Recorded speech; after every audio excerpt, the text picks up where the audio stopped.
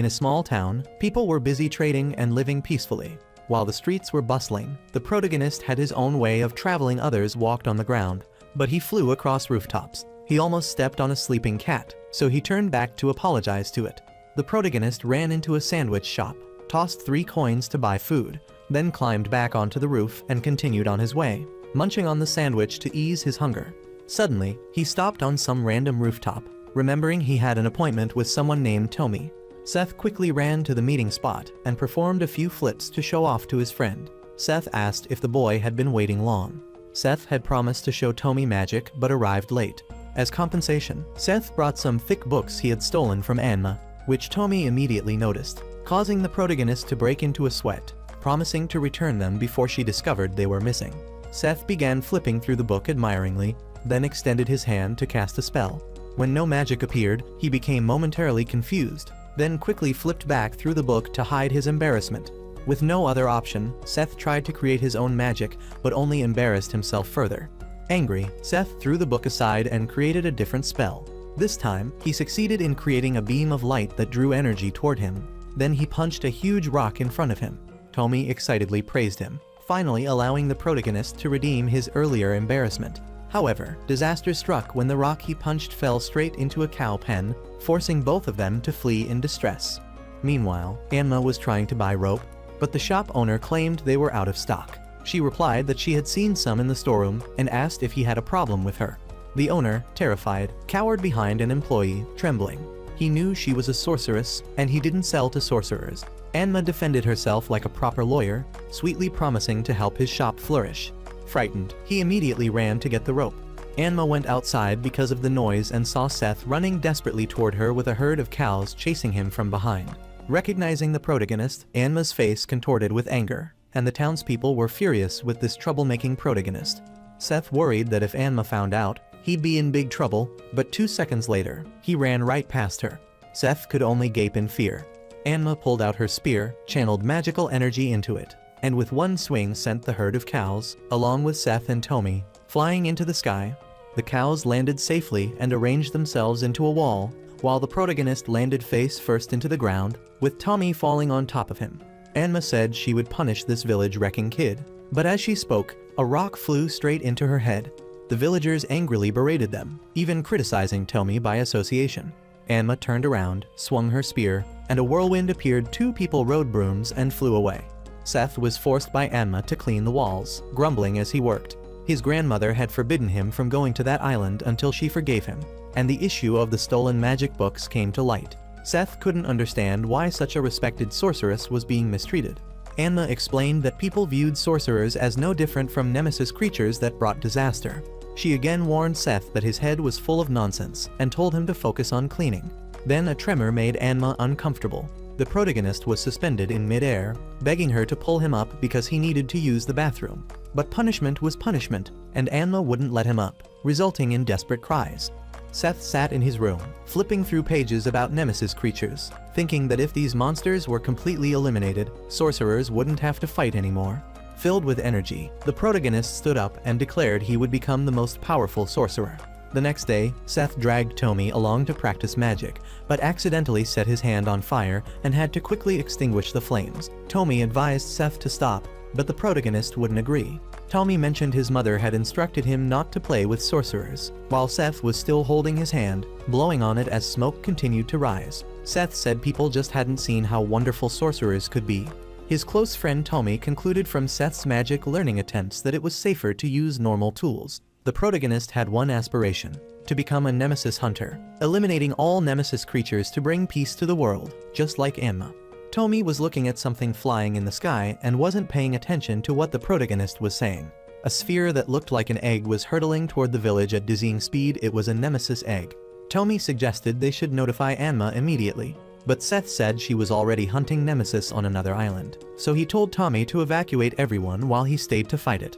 Seth returned to his house, a hot air balloon floating in the sky using 2 small propellers. He gathered weapons and equipped himself, ready to destroy the nemesis. Carrying too much weight, the small propellers couldn't handle it, and naturally, he fell freely to the ground. Tommy ran to inform the villagers, but they were too busy gossiping to listen or leave. A loud explosion followed, which they thought was the monster, but it was actually the protagonist. Thanks to Seth, the egg hatched prematurely. People scattered in panic as the massive nemesis appeared. Seth threw an explosive at the monster's face, creating a cloud of smoke, but it didn't faze the creature at all as it looked up at the protagonist. He continued to attack with a magic sword, but surprisingly, the sword broke. The protagonist's attacks were nothing more than an itch to the monster, which angrily kicked Seth, sending him flying into a dwarf's shop. Tommy, concerned for his brave friend, ran over but froze in front of the monster. The monster swung a powerful punch toward Tommy, but Seth shielded the boy with his body, telling Tommy to run quickly. Fighting the nemesis alone was impossible. Suddenly, a beam of energy from the sky struck the monster. An old man and a group of sorcerers had arrived to help Seth. Seth was saved by a group of mysterious sorcerers. Surprisingly, they defeated the nemesis with just one move. Before they could even finish introducing themselves, the monster suddenly came back to life. The old man called for his disciples to concentrate their power and attack the nemesis. A beam of light surrounded the monster and immediately bound it tightly. The old sorcerer and his two disciples jumped down, and Seth asked who he was. He said he was a nemesis hunter and told the protagonist to call his group the Bravery Hunters. The team lacked coordination in their introduction. 3 people were in sync, but one member named Jita turned in the opposite direction. The annoyed old man grabbed his collar and scolded him. The villagers watched this internal squabble with weariness. Then the sorcerer announced to the villagers that they had come to destroy the nemesis and save the people from the monsters. The sorcerer, named John Bosman, told the villagers that if they wanted to live, they just needed to follow his group's instruction. Seth was surprised because, apart from Anma, he had never met other sorcerers, so he asked to join them in battle. Seth begged the old man to let him fight alongside them, as he was also a sorcerer with a burning desire to become great. John Bosman pointed at the protagonist, saying he was impressed by his courage to face the nemesis alone. He quickly accepted Seth as a teammate, but the villagers disagreed because the protagonist had repeatedly caused damage. They even tried to drive Seth away, but John Bosman defended him. He removed his hat, revealing a remarkably stylish head, and confidently said he had faith in Seth, then urged them to move on because the barrier was about to fail at containing the nemesis. He told everyone to leave immediately. The villagers worried about family members still at home. John said he would evacuate everyone, but they needed someone as bait, so Seth was assigned to distract the nemesis. The protagonist, overflowing with confidence, said he could still eliminate the monster. Although the old man was skeptical, he encouraged him to try. As the evacuation proceeded, the protagonist stayed behind to face the monster. The time barrier holding the monster had only 2 bars left. Seth began to think that using items was useless, so this time he would use magic directly. As soon as the barrier broke, Seth flew over and punched the monster in the stomach. The nemesis's stomach acted like a spring, propelling the protagonist away. The protagonist had underestimated it and was now being chased, running for his life, berating himself for having to flee constantly. The fat nemesis moved at an extremely fast pace, not inferior to Seth's speed. The protagonist tried to run erratically, then took the opportunity to kick the monster's head, causing it to dent. The protagonist laughed in delight, but the nemesis, like an elastic mattress, looked at him and raised its hand to flatten Seth.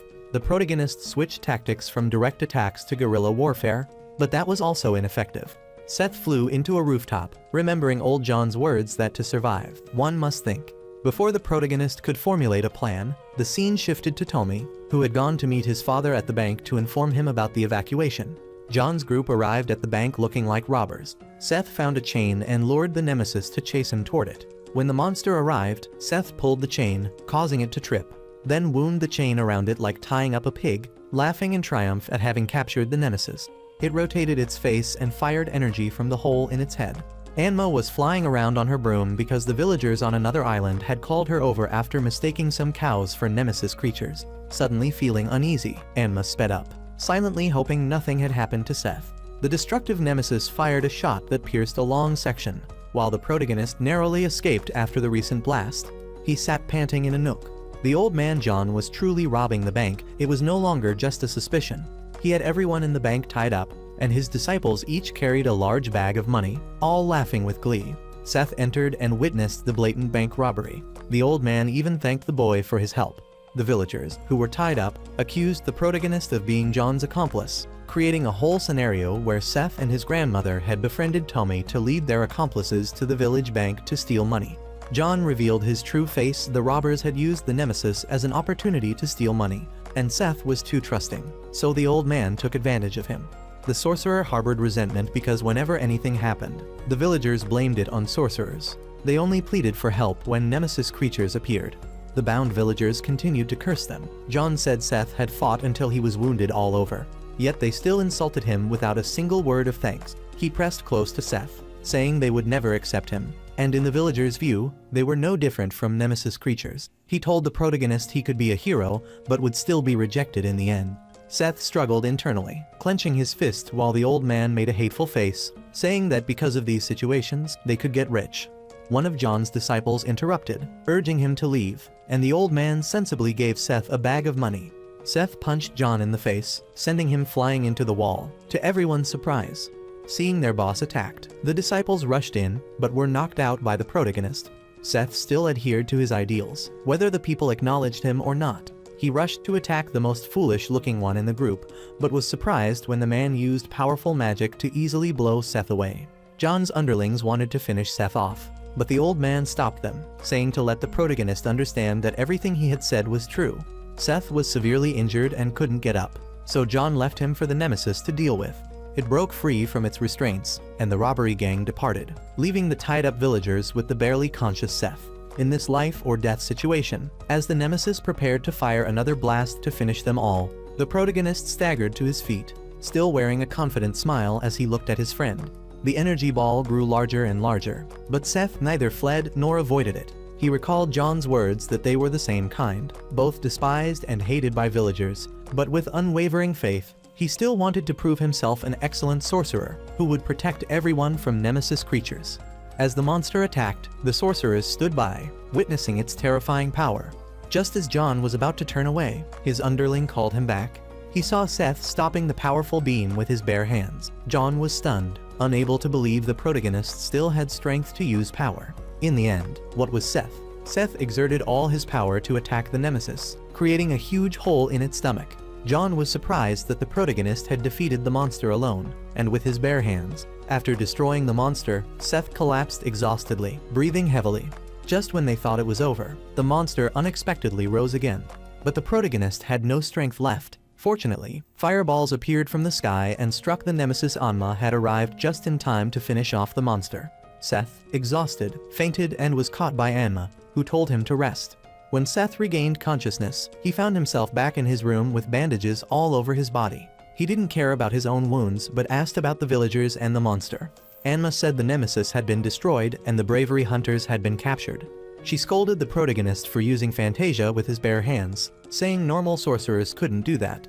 Seth wasn't concerned about such details. He only cared that the monster was defeated. She mentioned that the court hated abnormal people, especially those connected to magic, so the villagers might have reported them to the court. Seth still believed they wouldn't do that because he had saved them from the nemesis. She recalled that after Seth fainted, the robbers were captured because of John's loud mouth, and Anma had turned the whole group into a stack of paper with a single snap. Tommy found a piece of Seth's torn cloth from his battle with the nemesis and brought it to Anma. She took it and asked the boy if he had picked it up. Tommy nodded and thanked Seth for saving them. Anma herself told the protagonist that humans and sorcerers couldn't coexist harmoniously. Seth, still clinging to his ideal of eliminating all nemesis creatures so that no one would be infected anymore, believed humans would no longer fear sorcerers. Anma was exasperated by the protagonist's naive thinking, asking if he knew how many nemesis creatures existed in the world. Seth confidently answered that they just needed to find and kill the leader. Anma sighed at this thought and asked if Seth wanted to go to Radiant, the rumored home of the nemesis ancestors. So the protagonist set a new goal: to find Radiant and destroy it.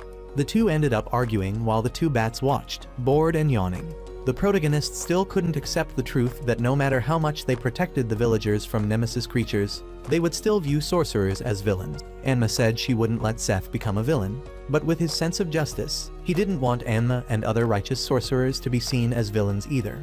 Anma handed Seth a cup of medicine, telling him to drink it and rest. At night, as she prepared to sleep, she recalled memories from long ago. When she woke up, she found herself in a hospital where a bald doctor told her she had been unconscious after being seriously injured. But Anma said she had no recollection of it. The doctor turned to the unconscious protagonist beside her, saying she had held him so tightly that the doctor thought he was Anma's son. She had lost everything, including her memory, with only Seth by her side. The journey to recover her own memories officially began.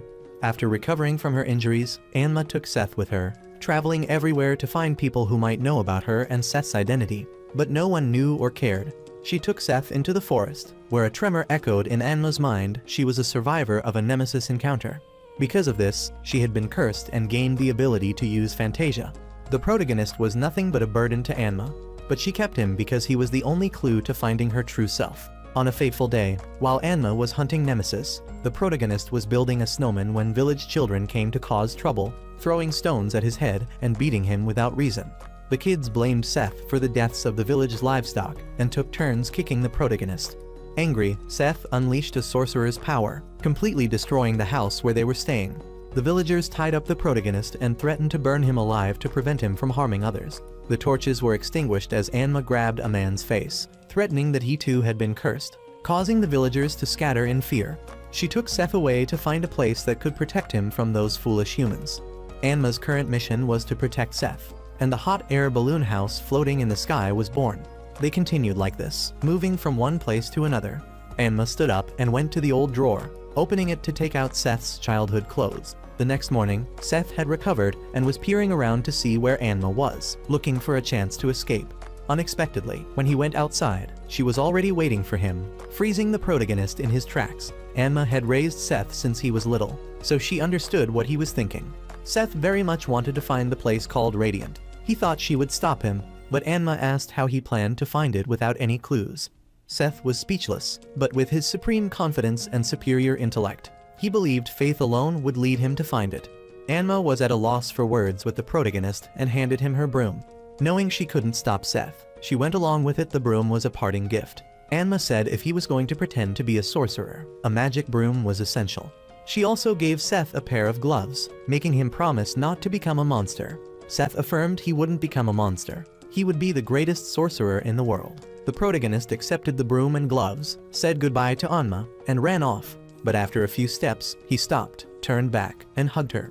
Anma comforted the protagonist, who forced himself to smile at her before jumping on the broom and flying away. Anma had been holding back her emotions, but once the protagonist left, tears streamed down her face. Seth, flying in the air, couldn't stop wiping away his tears as he looked down at Tommy. He saw the protagonist waving goodbye, then turned forward, determined to find Radiant and destroy it. The Nemesis hunters were having a meeting. Major Vones remarked that their recent hunt had yielded good results. Captain Lott, who disliked Vones, sarcastically said he'd rather hear rats causing trouble than listen to Vones' nonsense. Colonel Santori, with his bushy beard, was sleeping soundly, while Major Mina said they were role models for the people and should maintain a proper image. While they were arguing merrily, she told them to calm down and listen to the teachings of the scripture. But Santori continued to sleep and snore loudly. General Thor entered. He had summoned them because a horned sorcerer had been spotted on the outskirts of Pompo Hills. After Seth left, a pink hot air balloon appeared in the sky.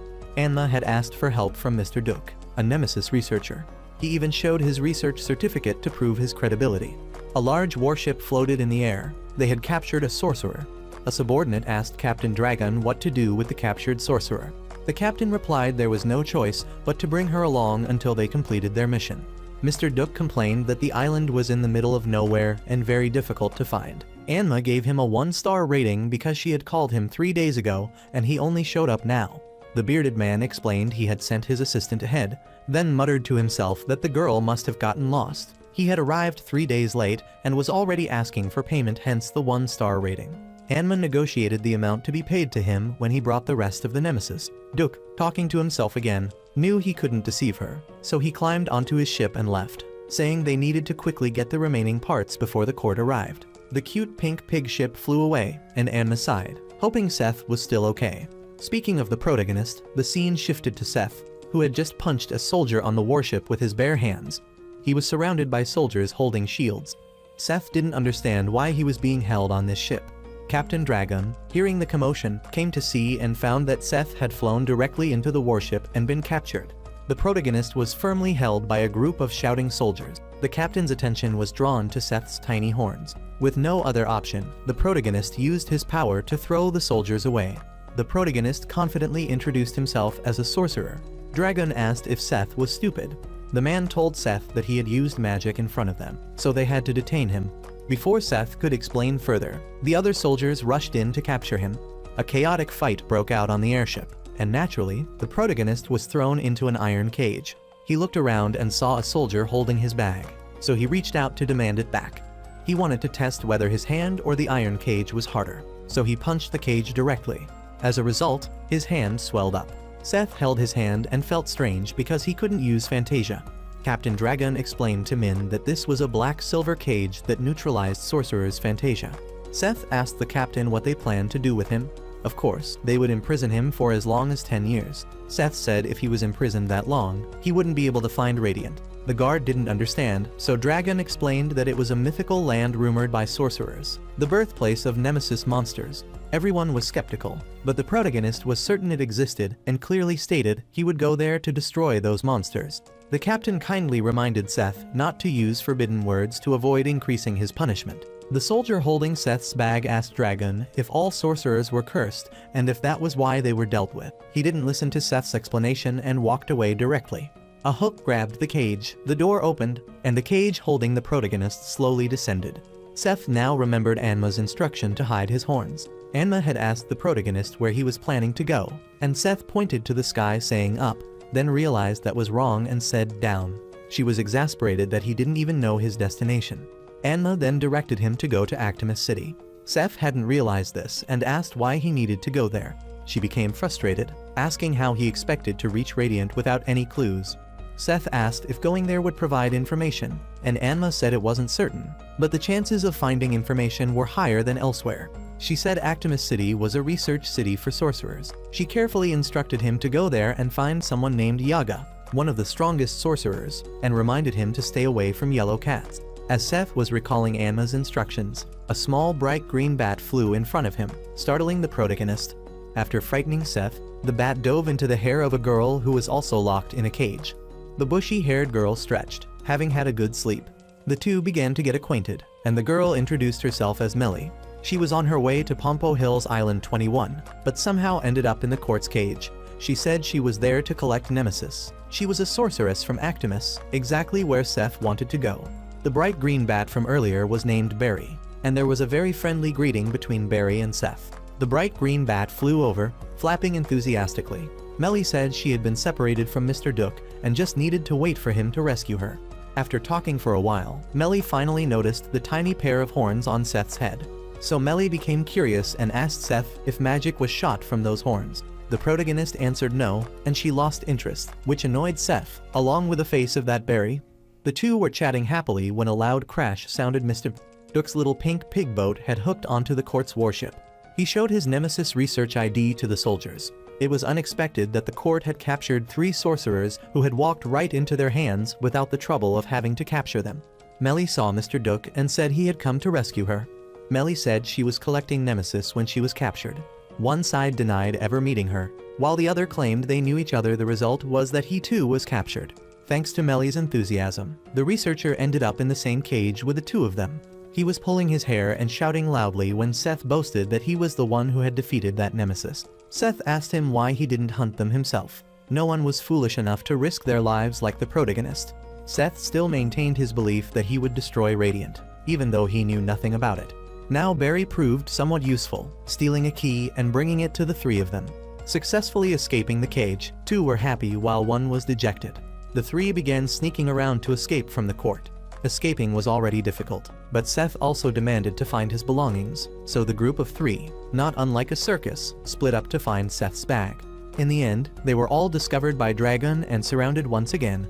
The protagonist took action to hold off the soldiers so they could retrieve his belongings for him. But his power was so great that it sent the other 2 flying straight to the pile of equipment. The archers followed orders and shot arrows. Melly used a defensive spell in time to protect Seth. Melly's personality changed 180 degrees when under extreme stress, her battle spirit increasing to maximum level, and with one shot, she blew away the deputy captain and his soldiers. Finally, the 3 successfully escaped from the court and returned to Actimus. The cute little pink pig ship also returned to Actimus. Seth looked around with interest. Everything was new to him. The ship passed through a magic circle designed to scan for prohibited items. Seth was dazzled by the sorcerer's ships in this place, and the pink pig ship returned to its private dock. Melly acted as a tour guide for Seth, telling him that to enter Actimus, they had to pass through this security area. At the ticket inspector, he asked if Seth was accompanying anyone in Actimus. Seth cheerfully replied that he was with Duke, whose face immediately darkened.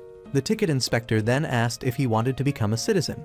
With his superior level of understanding, Seth needed Melly to explain. She said that to work as a hunter or enjoy the city's benefits, one needed to become a citizen. When Duke heard about residency, he urged Seth to do it because Yaga wouldn't want to meet him if he wasn't a resident. So without giving Seth a chance to choose, he directly dragged him off to register for citizenship. Seth felt excited, as if he had reached heaven. Duke reminded him that they were about to be late for the induction ceremony. The protagonist pulled Duke's hand and ran like the wind to the ceremony. The three arrived just as the ceremony was beginning. The protagonist remembered Anma's instruction to avoid the yellow cat, and now he was facing a yellow cat standing on the stage. The yellow cat majesty's ideal was to remove the curse that caused sorcerers to suffer. The cat gave each newcomer a contract. They just needed to sign it to become members of the country. This majesty cat was truly deceiving people, luring naive newcomers like the protagonist to sign debt notes, and to repay the debt, they had to become hunters, capturing nemesis creatures to pay it off. Duke was pleased to have enticed Seth into this, but his happiness didn't last 5 minutes when he received news that Seth had run away. As his guardian, Duke was also responsible for the protagonist's debt. Duke alone carried 2 life debts. Seth patted his shoulder, saying that after finding Yaga and learning where Radiant was, he would leave. In plain terms, the protagonist left the debt to him and fled. Thus began the needle in a haystack search for Yaga, someone whose appearance Seth didn't even know. Before Duke could warn them, Seth and Melly were standing between 2 paths. Naturally, looking at 2 bridges, one dilapidated and one golden, the protagonist chose the golden one. As a result, Duke, who was already poor, became even poorer. In this world where touching anything cost money, combined with the protagonist and Melly's intelligence, Duke's debts piled up even more. The 3 entered a tavern to inquire, and as part of the proletariat class, Duke reminded them to just ask questions without ordering anything. But as soon as the staff arrived and asked if they wanted anything, Seth quickly replied, "Milk." Because of Seth's slip, Duke grabbed his collar and shook him, while Melly ignored the 2 and went to ask a drunk man for information, only to be sent away. Unfortunately, she accidentally triggered her second personality, and the man was in trouble. Before Duke could stop her, Melly had blown up the entire tavern, multiplying the debt exponentially. Duke was depressed about these 2 troublemakers making him even more indebted.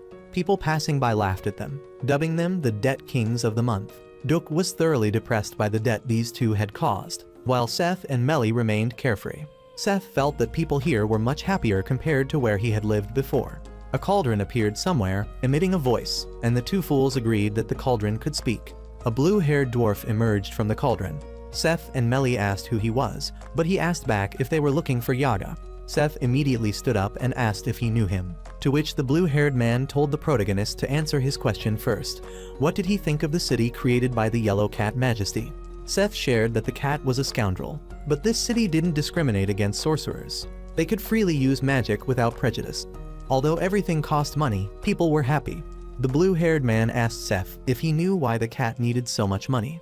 Melly also stood up, saying it was because he needed money to find a way to break the curse, but she only knew part of it. Majesty needed a lot of money also to search for Yaga. The court's ship had also arrived, and the court soldiers prepared to attack and capture Seth, Melly, and Duke. Groups of sorcerers flew out to face them. A soldier reported to the deputy that they had received orders from headquarters to abort the mission and withdraw immediately. He didn't believe it and asked why they had to withdraw. Captain Dragon came out, saying that not only the court had influence over the nation of Actimus, but also the faction of the Yellow Cat Majesty. The captain was indeed knowledgeable. The country also had members of the 13 Covenant sorcerers, and just one of them could match this entire warship. They had both power and political authority. Directly confronting them would be like confronting the entire nation. After explaining this to his deputy, he ordered a retreat. The Cat Majesty lay sprawled on a large cushion, satisfied to see the court forces retreat without accomplishing anything. The blue-haired man had shown them the power that Majesty had built to shelter unfortunate sorcerers. The blue-haired man asked the protagonist what he planned to do when he met Yaga. Seth said he would ask about Radiant and destroy that place. The man considered this a far-fetched idea and suggested that instead of searching for a place that only existed in rumors and might not be real, It would be better to protect this land of Actimus. Seth remained unwavering in his determination to find Radiant. His mission was to protect all people in the world, not just sorcerers. The blue-haired man sighed at his stubbornness, which was exactly like Anma's, then jumped up to stand on the cauldron. Only then did he reveal his identity to the protagonist. He was Yaga. All three were astonished, not expecting to meet Yaga so easily.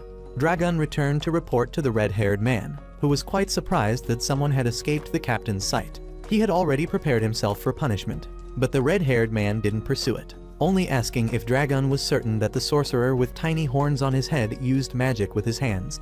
The captain was absolutely certain because he had seen with his own eyes Seth blowing away his soldiers with bare hands. So the red-haired man told Dragon to monitor the situation in Actimus, report back if he saw the protagonist, and not to disclose this secret. Dragon received the order and left. Shortly after he departed, some random person flew down. He had heard the entire conversation and was interested in Seth. The red-haired man said that sorcerers who could use Fantasia with their bare hands were very dangerous, so they must capture Seth at all costs. A beautiful morning for Melly. Just as she finished praising what a beautiful day it was, a loud sound echoed from afar. Seth appeared from somewhere, surprising her as he ran straight to embrace Melly, begging her to teach him magic. The reason Seth wanted to become her disciple was because earlier, he had met that mysterious blue-haired old man. Although he had explained that he was Anna's student, the old man didn't care about that. He only wanted to see someone with real power. Only then would they be worthy of his guidance. Hearing this, Seth became angry and demonstrated what he considered his strongest technique. At this point, Seth looked very proud and was waiting for the old man's praise. But what he was waiting for was the old man's broom hitting him on the head. He angrily said that what Seth was doing was merely concentrating Fantasia and applying it to the tree trunk, not even considered magic. If he didn't even know the simplest magic, how could the old man guide him to Radiant? Back to the present, that was why Seth rushed to ask Melly to teach him magic, specifically the terrifying technique she used when they first met.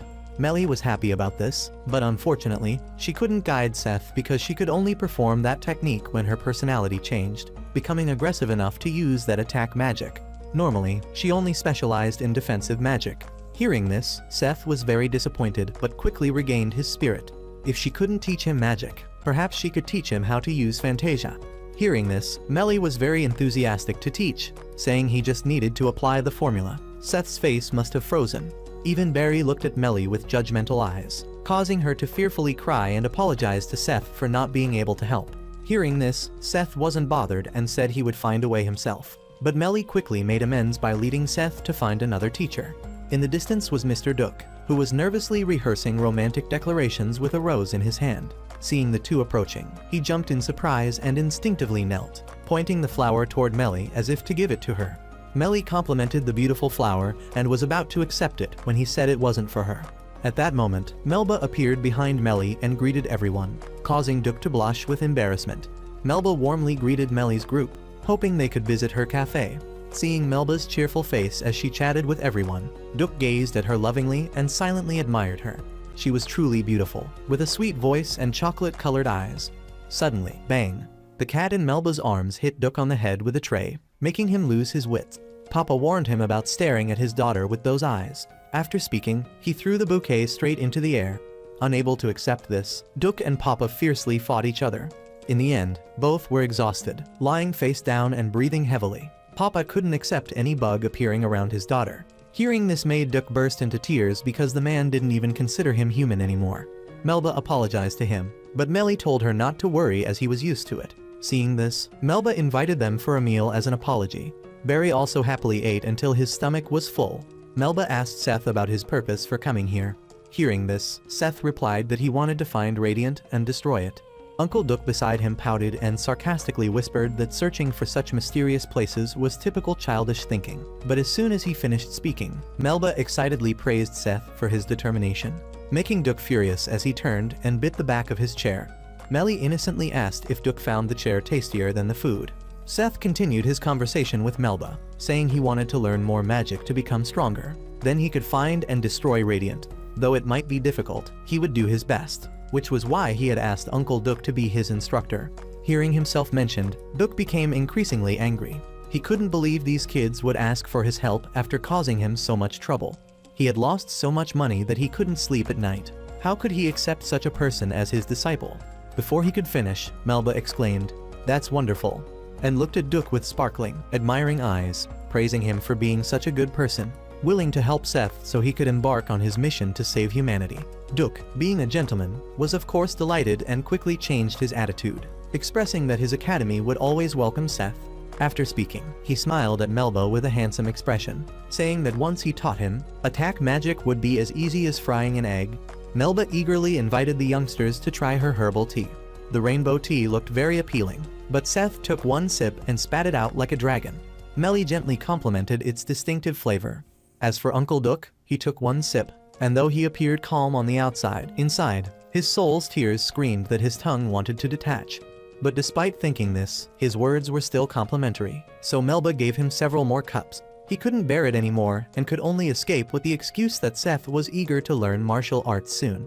With that, he grabbed Seth by the neck and disappeared in a flash. When they reached the riverbank, Uncle Duke was still regretting why he had agreed to help these unlikable kids, but he clarified that he would only teach theory, not practice or how to use Fantasia.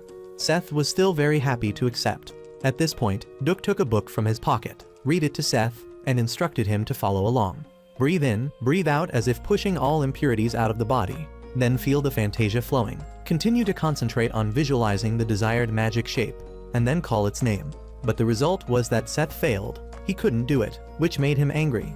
Seeing this, Uncle Duke reminded him that spirit alone wasn't enough. Hearing this, Seth showed the pot-bellied Uncle Duke what the protagonist's aura was like. Seth concentrated his strength. The Fantasia light streams gathered at his fist, and then he delivered a powerful punch. Amid the dust clouds, Uncle Duke was sent flying to the blue sky. After landing, Uncle Duke was bandaged all over his face. Although Seth had apologized, he was still angry and unforgiving. But if he didn't teach him anymore, there would be no one else to teach Seth magic. Melly was constantly worried but accidentally transformed, standing up and aggressively beating both Seth and Uncle Duke. Two brightly colored birds saw this and fled in fear. Only Uncle Duke continued to fly high into the sky as he tried to protect his love. Melly chased after and continuously attacked Seth, but he only ran away without retaliating, making her angrier and more violent in her attacks. But then a wall above Melly collapsed. Seth, in order to save her, burst forth using attack magic correctly. Thanks to this, he saved Melly and helped her return to normal. But then they remembered Uncle Duke, who had disappeared. He was stuck on top of a tree, desperately calling for help. Seth demonstrated his excellent skill for the blue-haired old man to see. Though he criticized it, the boy didn't do too badly. It's just that with this level of power, he still didn't meet the conditions to reach the forbidden land of Radiant. Seth's desperate scream echoed through the air. He was running and screaming when faced with the attacks of the blue-haired old man. The old man continued to attack. He delivered a sky-shattering blow that made the boy lie flat on the ground. Seeing this, the blue-haired old man lamented that it would surely take a lot of time. On a fresh, cool morning, Uncle Duke was savoring an excellent cup of coffee while admiring the beauty of his poetic muse, Melba, a beautiful young lady with brown hair and bright lips. But this scene only lasted for a split second before being ruined by the kids, Seth and Melly. He was very annoyed that his perfect day was being spoiled by these youngsters. Uncle Duke was so angry that he didn't even want to eat. But Melba spoke up to let him know that she had just brewed a coffee with an exquisite taste and asked if he wanted to try it. When Duke heard it was made by Melba herself, he became very tense, knowing for certain that its taste would be horrific. But in his heart, Uncle Duke thought that if this could create a good impression with Melba, he would be willing to swallow it no matter how difficult. Looking at the tense faces of Seth and the others, then at the expectant expressions of Melba and her papa, the uncle anxiously took the cup of coffee and tried a little in front of everyone. But unexpectedly, this recipe of Melba's was incredibly delicious. Seeing Duke's expression, both Melly and Seth were very surprised. Uncle Duke took the coffee cup and went outside to enjoy it. He thought this was a good sign that he and Melba would surely have good news in the future. But unexpectedly, from the sewer, a huge octopus appeared, climbed up, and dragged Uncle Duke down into the sewer, shocking everyone. They wondered if it was a nemesis. It wasn't a nemesis, confirmed the blue-haired old man, Yaga. His sudden appearance startled everyone. He mocked Seth, saying he couldn't even distinguish a nemesis yet wanted to kill them. Then he ducked into his jar and pulled out an encyclopedia. It contained information about the monster from earlier. It was a hybrid between squid and octopus, called a devilfish dragon. This was a creature that lived in the sewers, where Actimus's experimental animals were discarded. Seth was afraid that Uncle Duke might be eaten by the monster. Yaga calmly said no, it never ate meat. It only liked coffee. That was why it appeared under this coffee shop. While everyone was sighing with relief that this would be safe for Uncle Duck, Melba spoke up and told everyone that Duck drank a lot of coffee, and moreover, his entire body always smelled of coffee. This frightened the old man Yaga. If that was true, the monster might eat Duck. Hearing this, Seth and Melly screamed in terror down into the sewer. Down there, Uncle Duck, after lying motionless, also woke up. The coffee cup in his hand was still intact. The monster was gently enjoying the rich, flavored coffee. But with its huge body, a tiny cup like this couldn't satisfy it. So it turned to Uncle Duck, who was quietly trying to slip away, grabbed him, and prepared to enjoy him. Uncle Duck screamed in fear for help, but suddenly, in this critical moment, a strong aroma appeared from somewhere. This smell attracted the octopus, which quickly took Duck along as it pursued the scent. Meanwhile, Seth and Melly were carrying a supersized bucket of coffee that had been brewed by Melba herself. This strong flavor would surely attract the coffee-loving monster.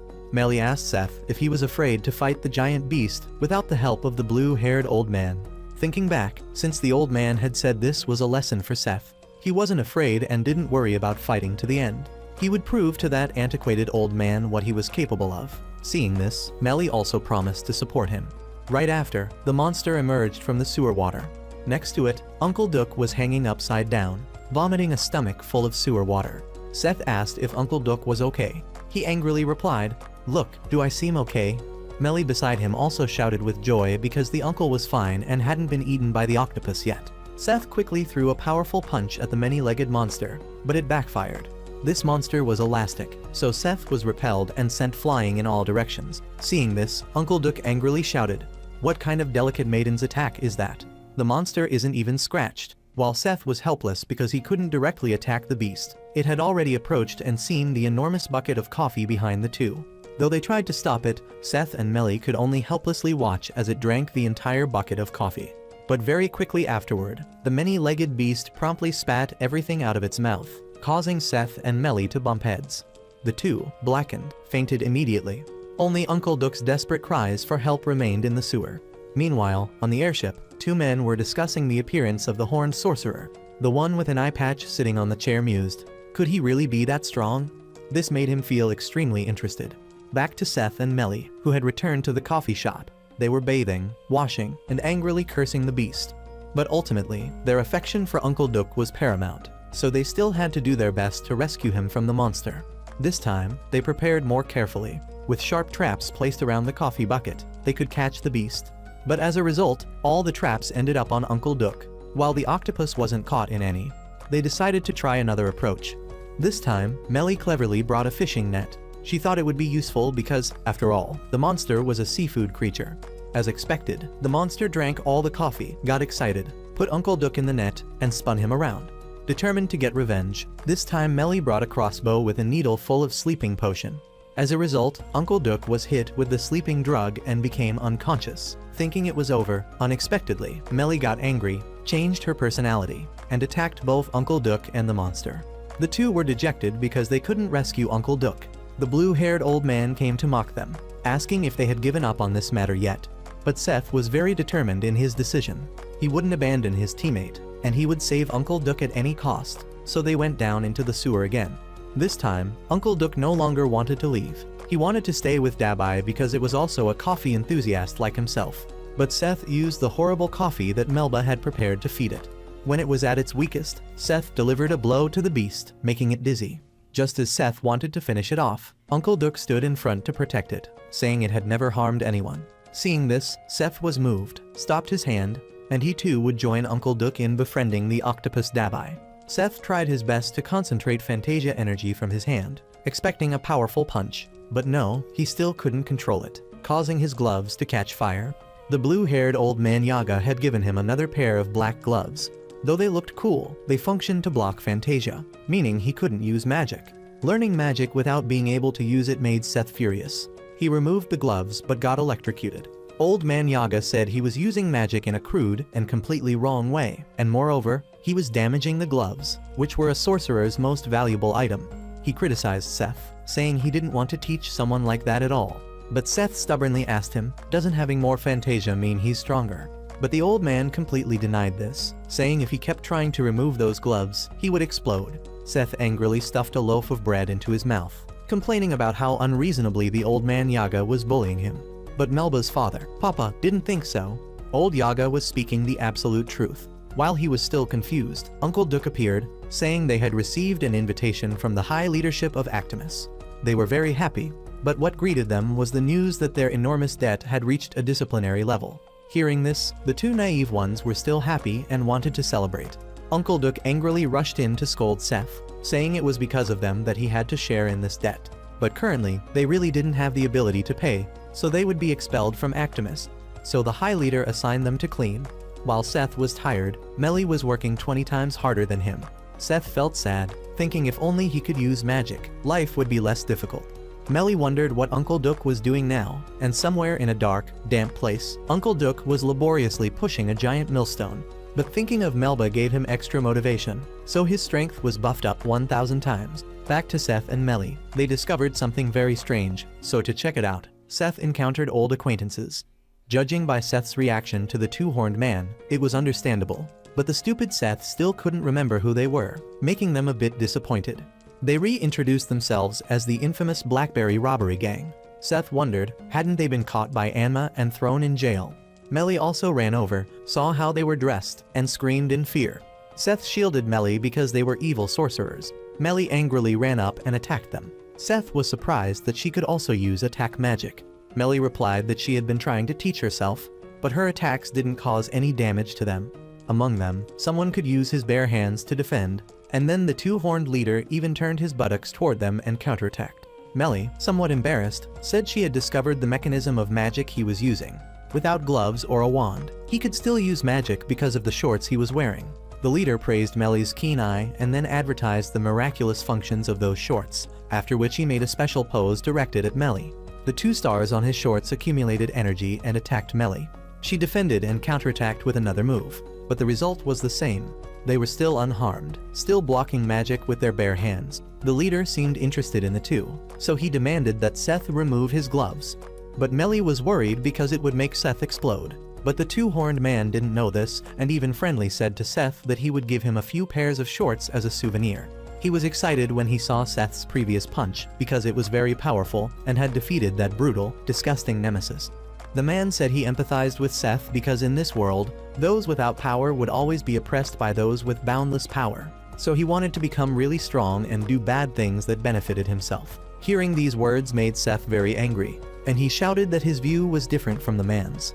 Though he wasn't strong, he wanted to learn properly rather than take shortcuts using secret techniques like them, not using power to do evil things like them. So, unable to find common ground, the 4 of them simultaneously pointed their butts at Seth and Melly, creating a cloud of dust. They thought Seth and Melly were done for. But when the smoke cleared, Melly stood in the middle of it, raising her wand to block everything. Melly had transformed. She was very angry because these useless people kept showing off. So she directly attacked with a powerful and fierce blow that sent 2 of them flying. Melly was angry that 2 had escaped, but that couldn't stop the 2 of them. Seth charged forward, surprising Melly. Though she was a bit angry, seeing Seth's smile calmed her down, and she smiled slightly, then supported Seth in attacking them. Seth flew up and delivered a kick to the head of the two-horned leader, causing him to collapse on the spot, leaving only the foolish subordinate who was confused and didn't know what to do. By this time, Melly had come beside him and said with a cold expression, "You should sleep deeply." With those words, she waved her wand at him, causing him to fall flat into the smoke. Seth was still nonchalant and praised Melly for being cool. At this point, perhaps due to embarrassment, Melly had regained her consciousness. Her gentle self had returned, smiling at Seth and happily saying they should quickly tie up these thieves and be done. Just as she finished speaking, she was suddenly attacked from behind by the gang leader. He had subdued Melly and taken her hostage. But before he could say a few sentences, Barry had rushed in and continuously attacked his face. Melly also took this opportunity to escape from the arms of that evil person. But being attacked in the face by Barry, he couldn't see anything, lost control, stepped backward, and finally fell off the cliff. Seeing this, Seth and Melly were very panicked. Seth quickly ran over, grabbed the magic broom, and despite Melly's fear, swiftly dove down. Seth struggled internally to the extreme. He knew that if he removed those gloves, he would explode, according to the blue-haired old man Yaga. But in this critical moment, if he didn't do so, he wouldn't be able to save that man. So, tensely, he tried his best to endure the pain of electric shocks and removed the gloves, resolute in everything, just hoping to quickly save the person. Yet, no explosion occurred. He hugged the magic broom, soared forward, flew in a circle, and reappeared behind Melly with the despicable thief leader on his shoulder. Seeing them safe, Melly was overjoyed. Afterward, Seth went to apologize to the disagreeable old man Yaga, earnestly asking him not to expel him for removing the gloves. Yaga pondered silently, making Melly beside him fearfully explain. But he said he wouldn't expel Seth. It turned out that through a crystal ball, he had witnessed all of Seth's actions. He highly appreciated this and even gave Seth the repaired gloves. Meanwhile, the High Leader was leisurely eating shaved ice, happy because everything was going according to his plan. That huge shaving machine turned out to be operated by Uncle Duck below. Who knows how long he'll be turning it. Another beautiful day at Melba's coffee shop. Seth was eating and drinking comfortably, but old man Yaga was very tense while reading information in the newspaper. There was something that worried him. If they weren't careful when confronting it, it would be very dangerous. That said, looking at Seth's face, he didn't seem to understand anything. Meanwhile, Dragon was leisurely fishing from the airship. The deputy asked if he could catch enough fish to feed the entire ship. He confidently replied that he would. Elsewhere, a new crew member wondered why the captain didn't seem trustworthy at all. But to his surprise, Dragon still managed to find food for dinner. He was very serious about cooking, and after finishing, he quickly invited everyone to eat. Today's menu included jumping fish salad, land lobster, and pasta with tomato sauce. It was unbelievable that while sitting in the air, they could obtain such appealing spoils, all seafood, which moved everyone on the ship. They couldn't believe that the captain, who normally seemed so cold, personally found food and cooked for them. One surprise after another left the new recruit extremely confused, hesitant to touch the food. The person next to him said the captain's cooking was very delicious. If injured anywhere, just eat it and you would heal immediately. Other soldiers on the ship also continuously praised him. The captain was very good and dedicated to them, which was the main reason they continued working there. The new recruit was very hesitant. He didn't think that a talented sorcerer like the captain would choose not to hunt monsters or evil people to advance in rank, but instead stay here cooking to sustain them day by day.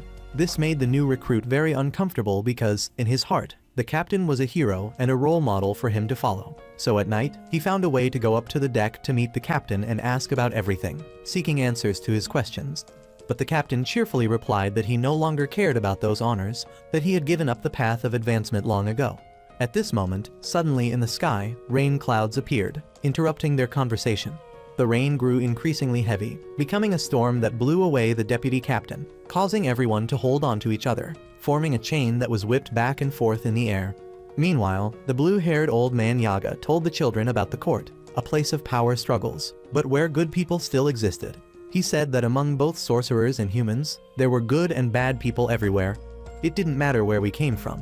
What mattered most was the nature of the person. He said this, but also admitted to Seth and Melly that although he thought this way, he still hadn't met any good people in the court. Elsewhere, Captain Edmund, a blonde man, greeted them with a sardonic smile and a mocking tone. The eye-patched man warmly greeted him back, saying he had heard that Fat Edmund had just been captured by Nemesis creatures. Fat Edmund didn't deny it. Though a bit embarrassed to admit it, he quickly regained his composure, putting on a face that said the Nemesis was very strong and had severely damaged their ship. But fortunately, thanks to his good leadership, everything had gone smoothly. Then Fat Edmund boasted that he had handed the Nemesis over to the court and received a big profit. He didn't forget to take Dragon on a tour of his base, where he was holding sorcerers, saying they had used their own magic to disrupt the people. This astonished Dragon. He froze for a moment, then asked what they should do next. So the cunning Fat Edmund made them repair his ship. The soldiers complained about why they had to repair someone else's ship. Edmund was truly cunning. This wasn't too surprising for the rest of the soldiers because Edmund was too famous, and his reputation came from capturing many sorcerers, and currently, he had completed this mission excellently. But the new recruit still felt uncomfortable being forced to do these hateful jobs. Although Edmund had a good streak of achievements, he was nothing compared to Dragon. That was the truth because Dragon had completely given up on competition. Finally, the ship repairs were completed, while Edmund stood there with a fake smile, sarcastically thanking them for helping him fix the ship. This awkward, unpleasant conversation was resolved by the appearance of a large nemesis flying over their heads. Its huge shadow darkened the entire ship. Edmund, trembling with fear, looked at it and stammered, "It's back again. It's the nemesis that attacked my ship. It's back, which means it wants revenge." Hadn't he just boasted that he had dealt with and destroyed it? Just looking at his cowering posture was enough to understand. At this point, Dragon was very calm, saying slowly that it had flown away and had no intention of attacking them. Perhaps its target was elsewhere, and it seemed that there was a town ahead. Hearing this, Edmund was shocked, then cowardly said, "There's a town ahead? That's great." The nonchalant expression of the fat Edmund surprised the new recruit. How could he utter such inhumane words, only thinking of his own benefit? The cowardly Edmund angrily said that had nothing to do with him. He didn't need to go to that town. His biggest enemies were sorcerers, so there was no reason for him to confront such a dangerous monster. The captain told the fat man that in this case, if the nemesis was harming people, it was essentially a sorcerer, so he couldn't ignore it. Edmund was still stubborn, making excuses that his weapons weren't upgraded with Fantasia, so he couldn't directly confront the nemesis. Dragon remained calm, saying that despite this, there must be other ways to deal with it. At this moment, a loud sound approached. The deputy had already equipped the soldiers with armor, and they were ready for battle. Dragon was very pleased with this action. He said, "You might be tired from working continuously like this, but you must be careful. This time, your opponent not only has magic, but is also a high-level danger, a giant nemesis." He smiled and said, "The victory feast in that village will be delicious." They couldn't enjoy a good meal while abandoning the people there, and then he didn't even bother to look at the angry Edmund grinding his teeth. He said to the new recruit, "Bring your bow and arrows here, and let's complete the mission together." At this point, the new recruit came to his senses and accepted the order. He also realized that he had not admired the wrong person. The captain was not only talented but also virtuous. Not unexpectedly, they won the battle and returned without any casualties. To Edmund's surprise, Dragon arrested him on charges of falsely accusing innocent people of being sorcerers and mistreating them. Edmund would be imprisoned and brought back for trial. After this incident, the new recruit also ate better than before. He no longer hesitated and had his food stolen. Seth dreamed of some old memories. In this world, sorcerers were not welcomed by humans. Seth was tied to a tree as the villagers prepared to burn him. At that time, Anma appeared as a savior, making Seth admire her and see her as an ideal for his life. Seth wanted to become a righteous sorcerer like Anma. Seth and Melly were walking on the street in the exhilarating atmosphere of the festival, with fireworks exploding everywhere. Seth was quite curious about why this place held festivals every few months. Melly thought it might be due to the moods of the high-ranking officials. Seth remarked that the yellow cat certainly knew how to enjoy life. But Uncle Duck, who was enjoying coffee in the distance, heard this and said, "No, he organizes these festivals with a purpose. He wants to raise charity funds, and additionally, frequently holding such festivals attracts international visitors, preventing the court from causing trouble here. It's a win-win situation, which is why he always tries to keep this place clean and luxurious." But with the intelligence of those two, they didn't understand anything Uncle Duck had just said. Uncle Duck wasn't too surprised by this. He reminded the young ones that instead of spending money at the festival, he advised them to participate in the broom race because that race would have a cash prize. The youngsters excitedly went to register, not expecting that the race would attract so many participants. The high-ranking leader excitedly opened the competition, and students from the academy below were all eager to participate. Seth and Melly were sad because this competition also required an entry fee, which they hadn't expected. Hearing their complaints, the ticket seller said this money would go into the national fund. At this moment, 3 troublemakers appeared from somewhere. The one in the middle, with blonde hair, mocked Seth and Melly for being weak, yet still participating in this national broom racing competition. Seth and Melly didn't care about their words, only naively wondering who they were. Seeing that they weren't being taken seriously made the group angry at being ignored. The blonde quickly regained his composure. The two beside him, one fat and one thin, immediately introduced him as the champion of the last 2 broom races, the son of a privileged, wealthy citizen named Nick. Nick wore an arrogant expression, enjoying those flattering words. Melly suddenly remembered something and softly said, "Oh, isn't this the person who uses money to buy victories, as people rumor?" Hearing this, Nick became red with anger, but then said he wouldn't argue with women. Then he turned to Seth, mocking him and saying, "You just arrived here recently, right? Your master's name is Anma, isn't it? I heard she refused to join the Actimus Academy to be independent. I wonder how strong she is to dare to do that. While joining the Actimus Academy is an honor and opportunity for sorcerers, isn't she being selfish for herself?" Whatever Nick said, the two beside him enthusiastically cheered that Nick was the best. Hearing Nick's insults about Anma, Seth angrily shouted, "She is a great sorceress. She is very strong and kind. Don't boast when you know nothing about her." Being rebuked by a newcomer made Nick lose face. He gritted his teeth and approached Seth with a challenge. If she was really that strong, then prove it by defeating him as her student. Seth didn't care and immediately accepted the challenge, causing Nick to mock him. Then, along with his two flatterers, Nick left. Melly asked Seth what kind of person Anma was. Melly asked because she had never heard Seth mention her before, and she was quite interested in this strict master of Seth's. When Seth was still with her, he was often mischievous and troublesome. Anma was usually very strict in teaching him, from making him hang by a rope on the balcony to clean as punishment for burning the plantation and emptying the pond. That day, he had also destroyed the livestock pen, causing them all to escape.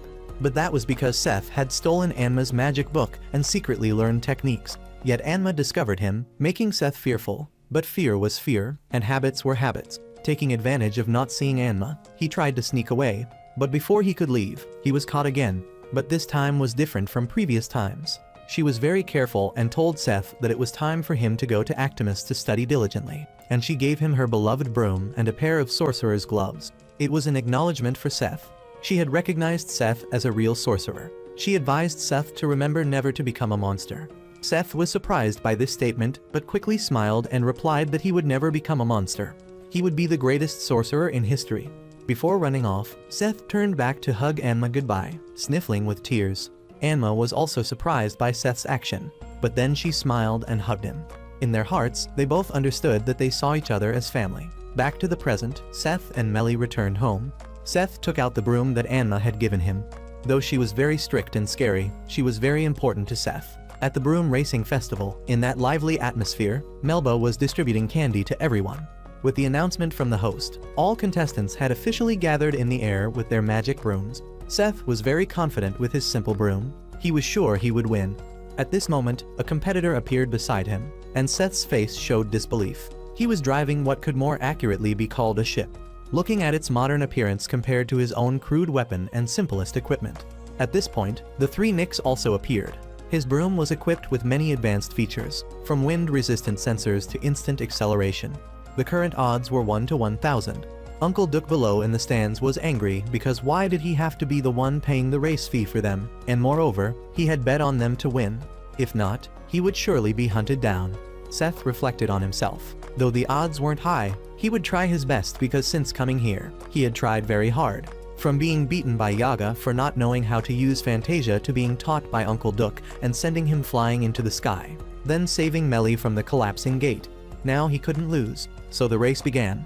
Very quickly, Seth and Melly overtook other competitors to stand in second place behind Nick. The capitalist cat then drove a giant robot to attack. He couldn't let Seth win this race because Nick's father was the sponsor. But Nick avoided it, and with Melly's support, Seth successfully destroyed that robot. But Melly was still affected by the explosion. Seth flew over to hug Melly, then flew back into the race. He was about to beat Nick, but Nick used instant acceleration. Because the thrust was too strong, the two flying with him fell down. Nick crossed the finish line first. He had won. But this victory made him angry and humiliated when Seth abandoned the race to save his two henchmen. All praise was directed at Seth. Uncle Duck continued his habit of secretly watching Melba and imagining countless happy scenes with her. But the embarrassing outcome was that Melba only saw Uncle Duck as a friend. Uncle Duck was angry with the mess of work on his desk. There were many documents he needed to process. He was furious, wondering why there was so much work, but then was attracted by a letter. On it was a large heading, Nameless Nemesis. This surprised Uncle Duck. He thought that although this job could bring in a large income, it was too dangerous. A perpetually unlucky person like him should especially not get involved in such matters, and it would be best if he hid this mission document from those kids. He had to quickly put it away, but Uncle Duck didn't expect that the two of them had been standing behind him for some time and had already read that information. Uncle Duck fearfully tried to hide the mission document, but how could a pot-bellied man compete with three youngsters? So the kids got hold of the mission paper. It stated that in their town, a nemesis might have appeared, because in their town, there were many unexplained disappearances, and they had reported to the court, but still hadn't received a resolution. So they sent a letter here, hoping for a talented and brave sorcerer to help them. After understanding the problem, Seth brightened up, saying he would handle that nemesis and bring peace to the townspeople. Melly was more practical. She hoped they could capture the monster alive because then the reward for this mission would be a substantial sum. Thinking about this, both of their eyes shone like stars. Seeing this, those excited expressions of theirs made Uncle Duck even more worried. He couldn't let them go and cause trouble. Where did they get the confidence to catch a nemesis when they didn't even know what it looked like? So Uncle Duck spoke up to stop them, making Seth wonder why. Didn't he usually complain about being in debt up to his neck? This was an opportunity to get out of debt. It seemed logical, but Uncle Duck was very serious about his decision. He pretended to be unwell to avoid it, but Melly said, "If you're not feeling well, I'll call for Melba's herbal tea. It can cure all ailments." Hearing about something brewed by Melba made Uncle Duck fearfully and quickly cover Melly's mouth. Did this look like someone who was unwell? Seth tried to persuade him because Uncle Duck had research experience and could use his knowledge to learn about that nemesis. But he flatly refused. He didn't want to get involved in this trouble. But unfortunately for him, the kind Miss Melba had also discovered it. She immediately asked Seth and Melly if they were going to catch a nemesis. Because of his crush, when Melba kept praising him for being brave, he changed his attitude, trying to look cool and showing off to her, saying he was the kindest person in Actimus. As happy as he was then, when he got on the ship preparing to depart, his mood changed dramatically. Uncle Duck kept grumbling throughout the trip about why he had agreed to this nonsensical, dangerous thing. He didn't want it at all, but in the end, he had to go. The blue-haired old man Yaga also came to see Seth off, worried about this foolish grandson, so he came to advise him. Out there, the world was full of dangers, and it was not yet known who was friend or foe. After they left Actimus, they were spotted by people from the court. The man knew where they were going, so he followed them and ordered the deputy to report to another general. Meanwhile, Seth's group was approaching the town. Uncle Duck told them to put away the flying broom and climb aboard his ship, reminding Seth to hide the horns on his head, because there were townspeople and court soldiers, so it was normal for them to dislike sorcerers. And there was a lot of smoke and noise here because it was the remnant of the industrial era. The town contained many machines that operated continuously, a city that always created noise. They docked at the town. When they set foot here, this town looked like a slum, although it had the highest population density. Desolate, gloomy, with extremely noisy mechanical sounds. Uncle Duck and everyone had to find the customer, the person who had sent out the mission, a person named Yida living on Street 12. But they walked around and still couldn't find that house, not even the street name. Stranger still, they had gone deep into the town, but still couldn't see anyone, not even a shadow of a person. After walking for a while, Uncle Duck collapsed from exhaustion. Perhaps it was too noisy and dusty, so he felt unwell. But at this point, Melly became afraid when she discovered that little green berry had disappeared. So, leaving Uncle Duck there to rest, Seth and Melly went back to the previous location to search. Finally, they found little green berry, but it was angry and punching Melly relentlessly. While they were having fun, something ran very quickly behind Seth. If this was a nemesis, it seemed smaller than they had thought. Seth and Melly quickly rode their brooms to chase after it, but were surprised when it appeared beside them and attacked them. Fortunately, they avoided it. But now it was more difficult as there were two nemesis creatures, and they looked identical.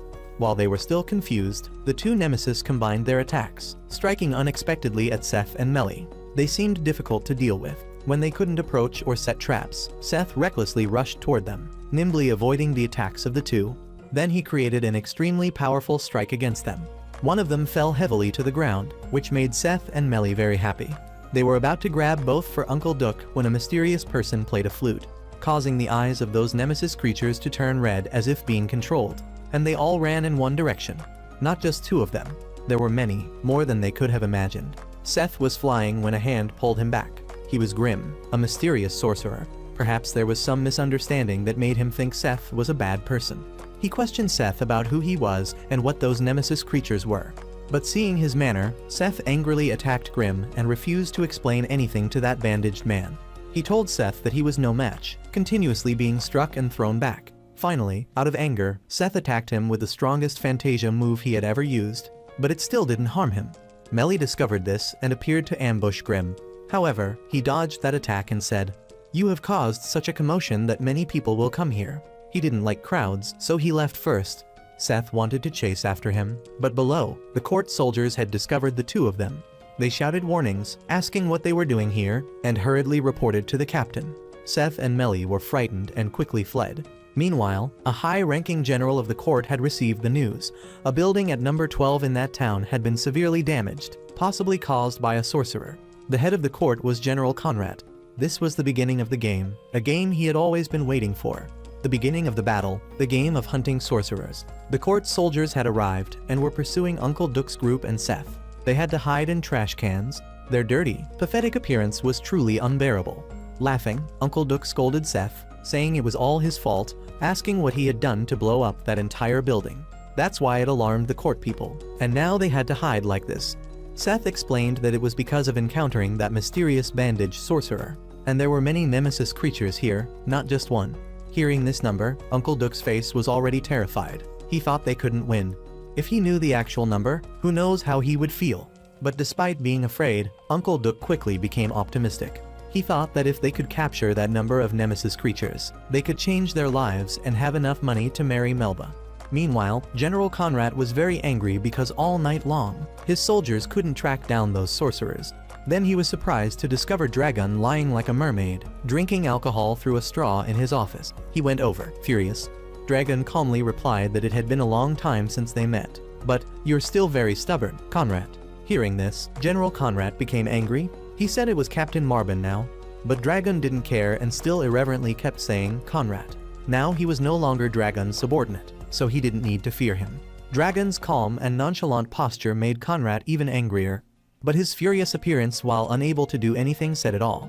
Dragon reminded him to stop hunting sorcerers in that town. It was an order from General Thor. They dared to cause trouble in the city where he was staying, which was disrespectful to him. He angrily stomped his foot, but Conrad still reluctantly complied. Meanwhile, Seth's side had also avoided the court soldiers and found Yida's house, the person who had written to them. But when the man opened the door, he was unfriendly to them and said he wasn't Yida, which made Melly angry. She immediately transformed and pointed her wand directly at him. So they went inside. It turned out they were immigrants who had come to this city to find work. So when they said anything, the court just ignored them and didn't care about them, so they were used to it. But the wife of the house was very polite. She was the one who had written the letter asking for help because she knew their eldest son, Tatsu, had seen a nemesis. But just because no one believed what he said, he had denied it. But after seeing Seth's determination, he reconsidered. Tatsu led them to the place where he had seen that nemesis. But when asked by Seth about its appearance, Tatsu said he saw only one nemesis, and it was very large. Melly understood what was happening. She guessed that the large nemesis that Tatsu saw was the original one. It had created toxins and controlled the smaller ones that they had encountered last night. So the danger they were facing would be many times greater.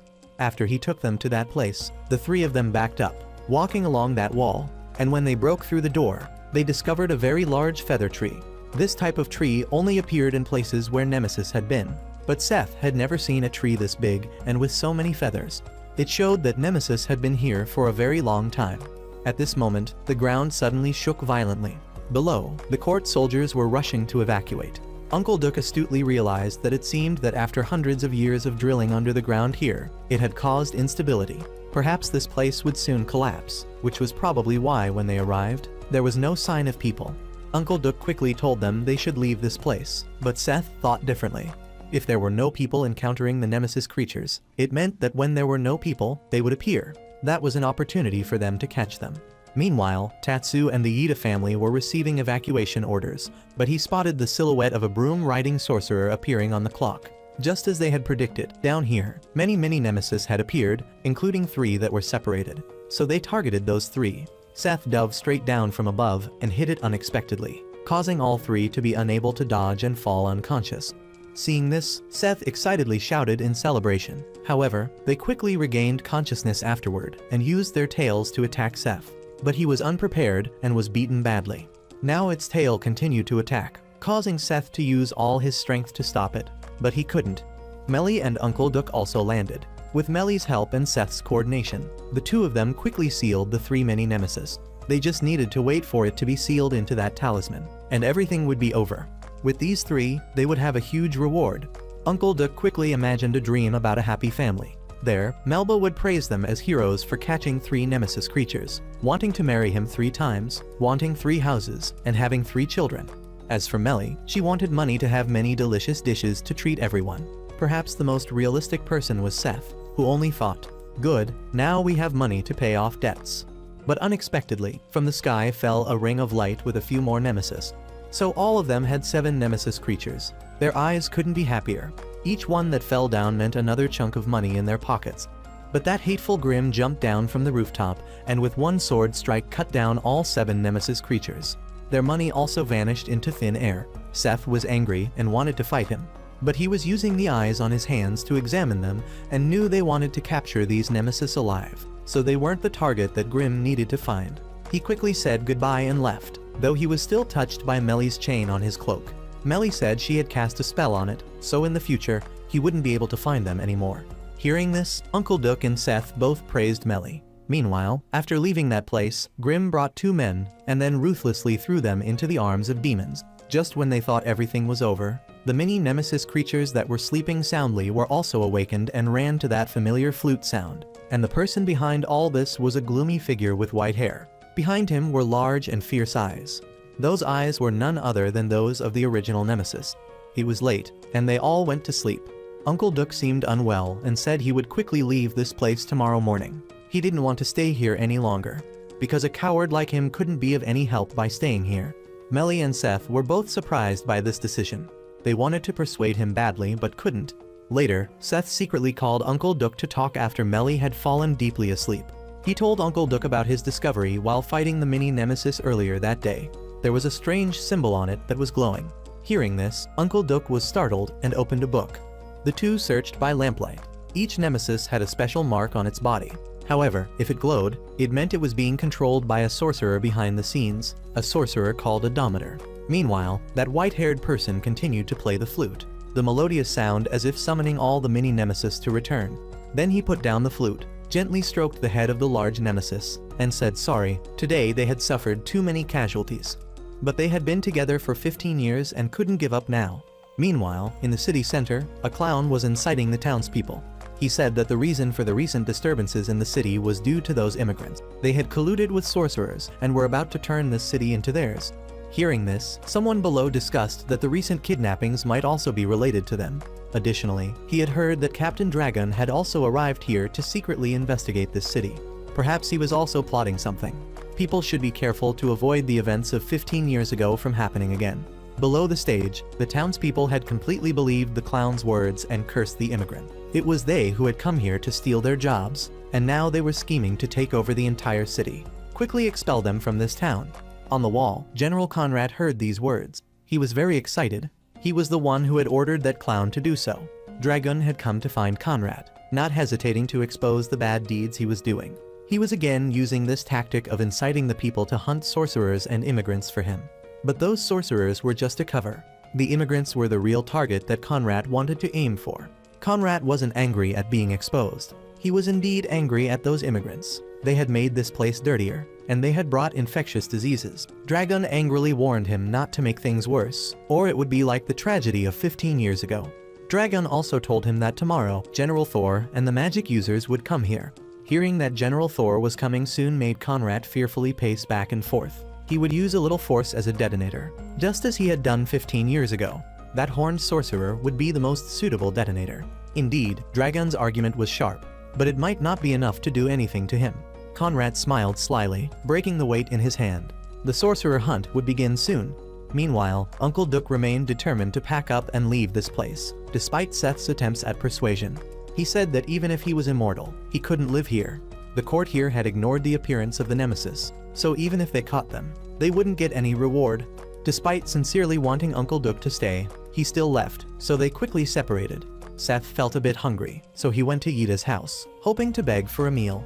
But when he arrived, he only found a pile of broken items. This place looked like it had experienced a very fierce fight. Outside, a kind gentleman saw Seth and Melly and inquired. Only then did they learn that this morning, the court soldiers had ordered the arrest of those with infectious diseases, immigrants, and sorcerers, as they were accused of being related to rebels. The entire Yida family had been arrested and taken to the court. This frightened Seth and Melly. Looking at the ruined ruins, Seth quickly ran to the court as directed by that local. Meanwhile, General Conrad had quickly gathered the townspeople and announced, the immigrants and those sorcerers were plotting to terrorize, seize the property, and take the lives of the entire city. It was those bugs who had brought infectious diseases to the city, so they had to stand up to fight for and protect what they had, to return the original clean air to them. The people below clamored to arrest the sorcerers and immigrants. But clearly not knowing who to arrest, they were blinded by reason and thought, why choose? Just arrest everyone. This was exactly what Conrad wanted. So the locals here used hammers and available weapons to suppress and arrest those hateful people. Meanwhile, in a hidden corner, Dragon didn't think Conrad would do these things. He had given him a chance, but in the end, he really did it. So he would no longer stand idle. He must act now. The excited crowd of people had rushed through the streets, preparing to arrest and attack the immigrants and the sick.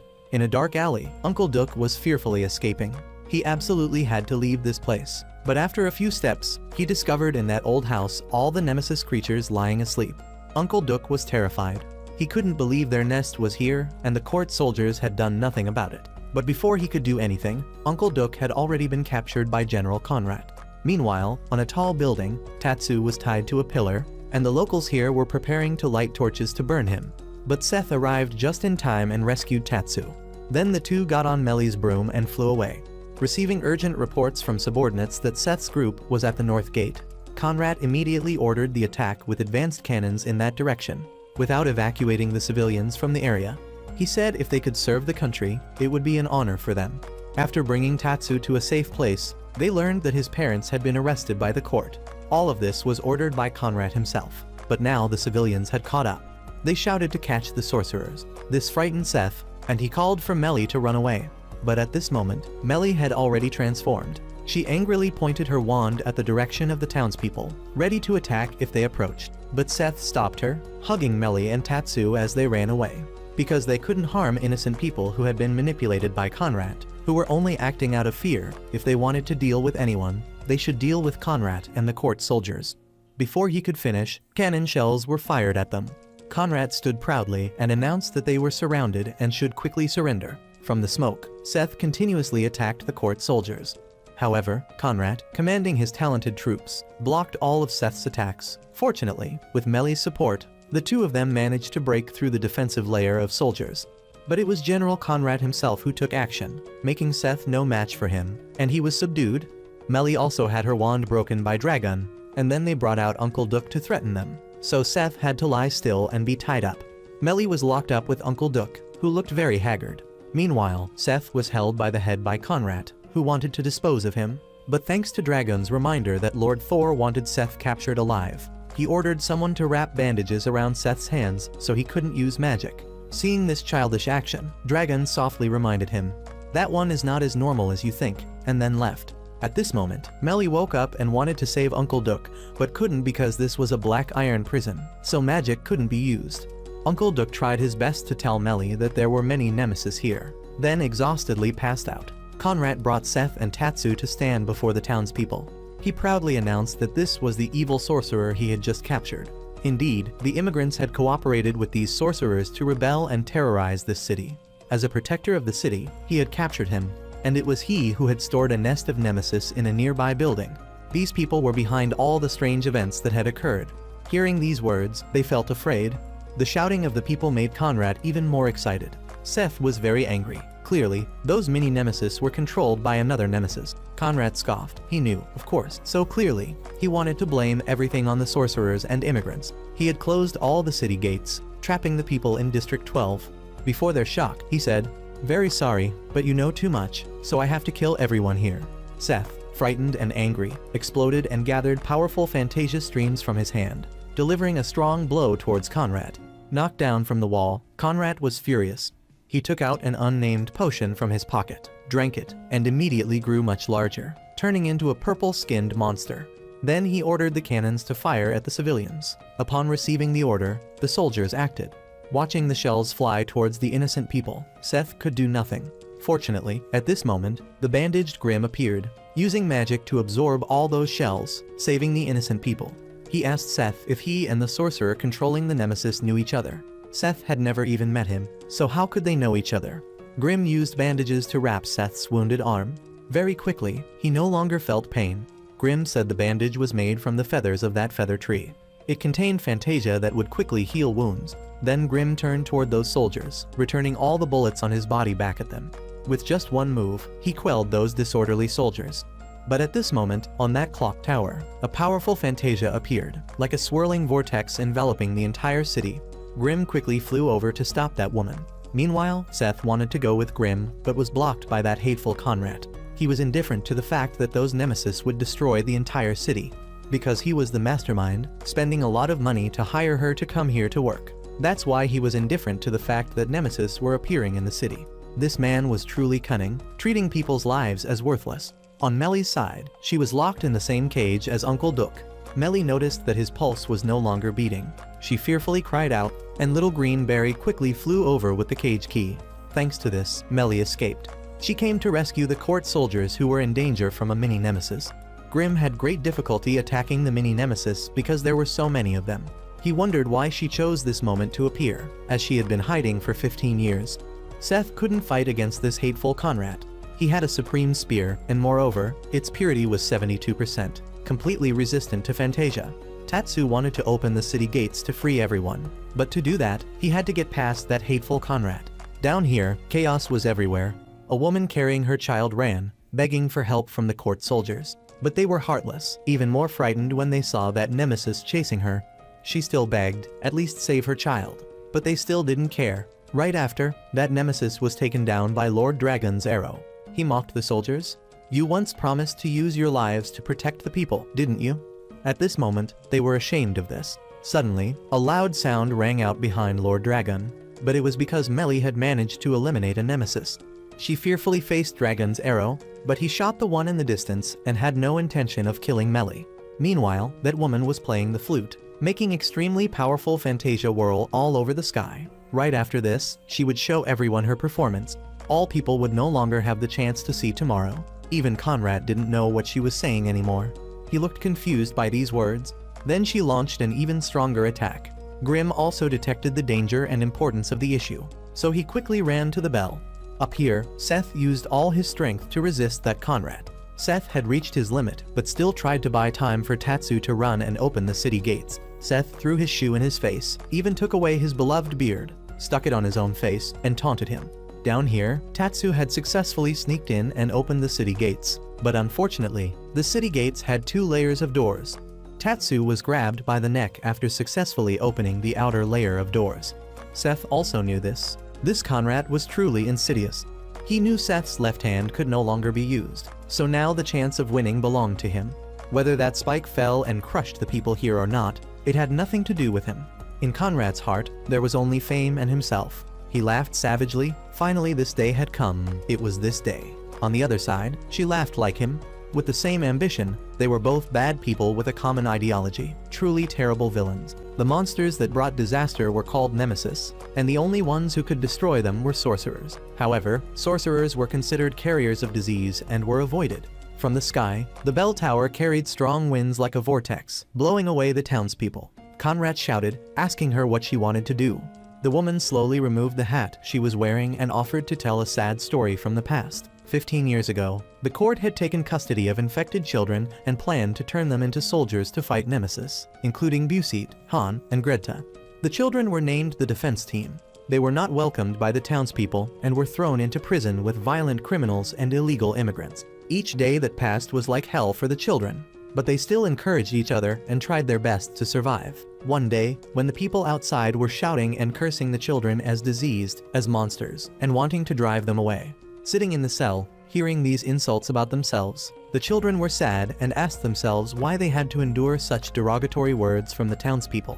Outside the prison door, a large man suddenly played a flute. The sound of the flute calmed the children. After playing, he said they weren't monsters, to ignore the people, and if their voices were too loud, to play the flute so they wouldn't have to hear anymore. The man's terrible flute playing successfully made the children laugh. The white-haired girl asked who the man was. He said his name was Asum and gave the girl his flute, then advised her, despite differences in language and culture, music would still warm the heart, and the kids would find someone to create wonderful melodies with. The girl played the flute, but her melody wasn't much better than Asum's, making him and the children laugh loudly. For the children, Asum had changed the atmosphere of this hell prison. But in parallel, there was someone who didn't like that. On a moonlit night, when the children were sitting playing the flute, a jailer used a crossbow to threaten them. He told them about his hatred for immigrants and infected people, saying they were vermin, monsters that shouldn't appear in this place. When at that moment, Major Asum appeared and asked what he was doing. The jailer lied, saying he was just reminding the kids to be quiet. Nevertheless, Asum reminded the jailer, Conrad, not to treat the children as monsters, and that the children were human just like him. But Conrad didn't accept being equal to the kids. He angrily asked permission to leave. One night, Conrad pretended to be an ally of the children and released them. But then he spread the news to the townspeople that the defense team had escaped on their own. When they heard the news, the people feared getting infected, so they blocked the road and massacred the children. By the time Asum arrived, only the white-haired girl remained. Back at the prison, Asum held the girl in his arms, expressing regret, and promised to protect her. Conrad, hiding in the darkness, still harbored hatred. Not long after the incident, Nemesis fell from the sky, causing chaos among the townspeople. Conrad suggested evacuating the people and using the defense team to fight against the Nemesis. Although Asum didn't want to, he had to accept and promise to stay by the girl's side to protect her safety. However, Conrad betrayed him. He used a sword to stab Asum. Asum used his last strength to stop Conrad and let the girl escape. While running, the girl tripped, and the flute also fell to the ground. The girl remembered the happy memories with her friends and Asum. Out of sadness, she held the flute in her hand and played a tune.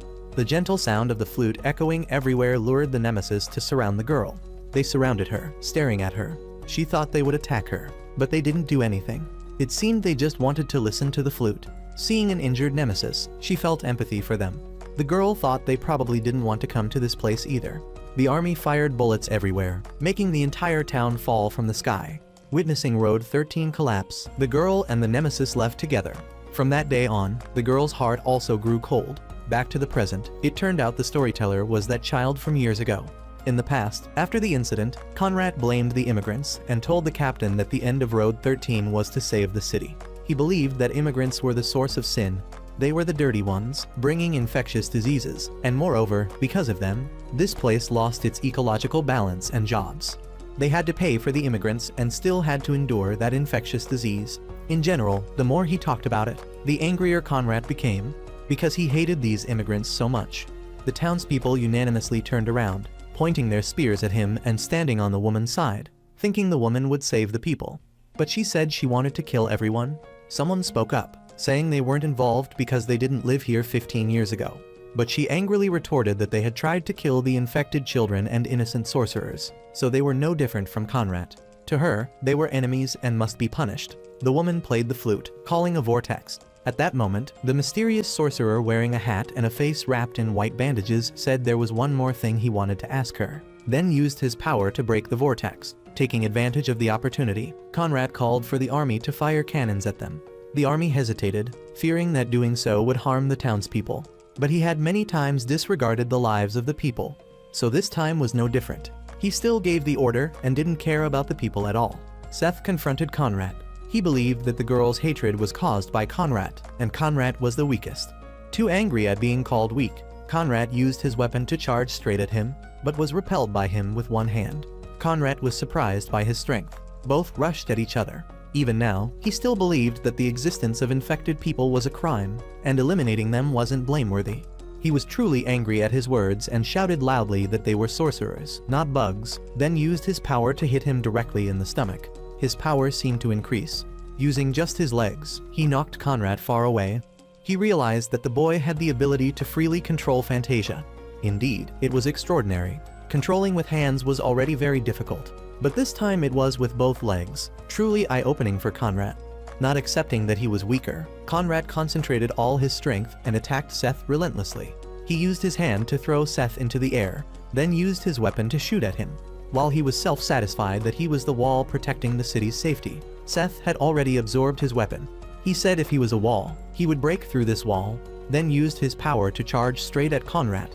Under his great power, the entire citadel seemed to collapse, and Conrad's supreme weapon, a spear that wasn't affected by Fantasia, also shattered, creating a massive explosive shock. The weapon was gone. What would Conrad attack with next? The battle was beginning to become uneven. After the massive shock, smoke billowed in all directions, turning the surroundings into a wasteland. Conrad lay collapsed on the ground. Only his tattooed arm could be seen reaching up. Seth was still struggling to stand, but a part of Conrad's weapon was still stuck in his hand. He used his strength to pull it out, then collapsed to the ground from exhaustion. Having no strength left, people surrounded the city walls, realizing that the wall had collapsed. For them, this was freedom. Tatsu emerged from the ruins, his mouth still bearing traces of blood. Seth slowly opened his eyes to see everyone happily surrounding and hugging Tatsu. He stood up with a bright smile. At this moment, someone unexpectedly interrupted, saying there was an order to arrest him. It was Black Thor with red eyes, his left eye covered with an eye patch, and a long scar on his nose. Seth was truly dissatisfied that now he was saying he wanted to arrest him, but in response, he coldly said, "You be quiet and come with me." For him, arresting the boy was a mission that couldn't be ignored. At this moment, the balls supporting the island suddenly disappeared as if dissolving into the air. The people shouted in fear that the city would be destroyed. Seth was worried and wanted to run to see what was happening, but was grabbed by the bandaged man with the covered eyes. He asked him why. At this moment, he wasn't trying to save the people, but only cared about arresting him. Is this how the court works? What are you fighting for in the end? He also didn't know what he was fighting for, but he thought the boy's ideals were meaningless. For Seth, his ideal was to find Radiant and destroy it, and that wasn't meaningless. It would help change the world. He thought the boy was just talking big, and now they should find a way to deal with the person who had tamed the nemesis. Seth said that without his reminder, he was already planning to do so, and they both went their separate ways. But he didn't forget to remind him that after the battle ended, he would throw him in a cage. On the court's high-speed warship, an old man was reporting on Captain McBoot's behavior. He had supported Dragon in causing chaos and concealing evidence. On the ship, a tall man with dark blue hair, holding a glass of wine, said he couldn't believe Conrad would do such things. But a short-haired woman smoking a pipe said Conrad was just a useless discriminator. Sitting in the chair next to her, a woman with long, light blonde hair thought that Conrad was seduced by a sorceress, which was why he acted that way. She shyly asked Santry, only to discover he wasn't listening, but was dozing off. She was furious, smoke coming out of her ears as she called him to wake up. Outside the window, the red-haired man, General Thor, spoke up, saying Captain Dragon claimed to have evidence, and everyone would know the truth soon. But their target was something else. Outside the ship, a person with a hooded face revealed a strange smile. General Thor approached and asked him if he sensed anything. But he just said nothing and wanted to go check. Thor asked if he needed his help, to which he replied that he just needed to arrive before the island sank. While speaking, he stood on the bow of the ship, turned his back, fell, and then flew straight ahead. As people walked out, Thor said their target was the Horned Sorcerer, and the remaining sorcerers would be thrown into the Red Room. Seth ran with all his might and saw smoke billowing from the top of the bell tower. It turned out the bandaged sorcerer and the woman who had tamed the nemesis were fighting there. The girl played the flute, winds blowing in all directions, attacking the sorceress simultaneously. The nemesis also used its tail to attack, but was countered by him using the Procella technique, creating power to block it, injuring the nemesis. She angrily played the flute. The winds surrounded her, forming a solid shield that made the sorcerer's sword charge ineffective. The sorcerer had to use a technique to create a smoke screen, then suddenly appeared behind her, holding his sword against her neck. He asked who had taught her how to tame Nemesis, whether it was Behemoth or Siren, but it was neither, so he decided he would just kill the Nemesis. The girl shouted, "Don't you dare!"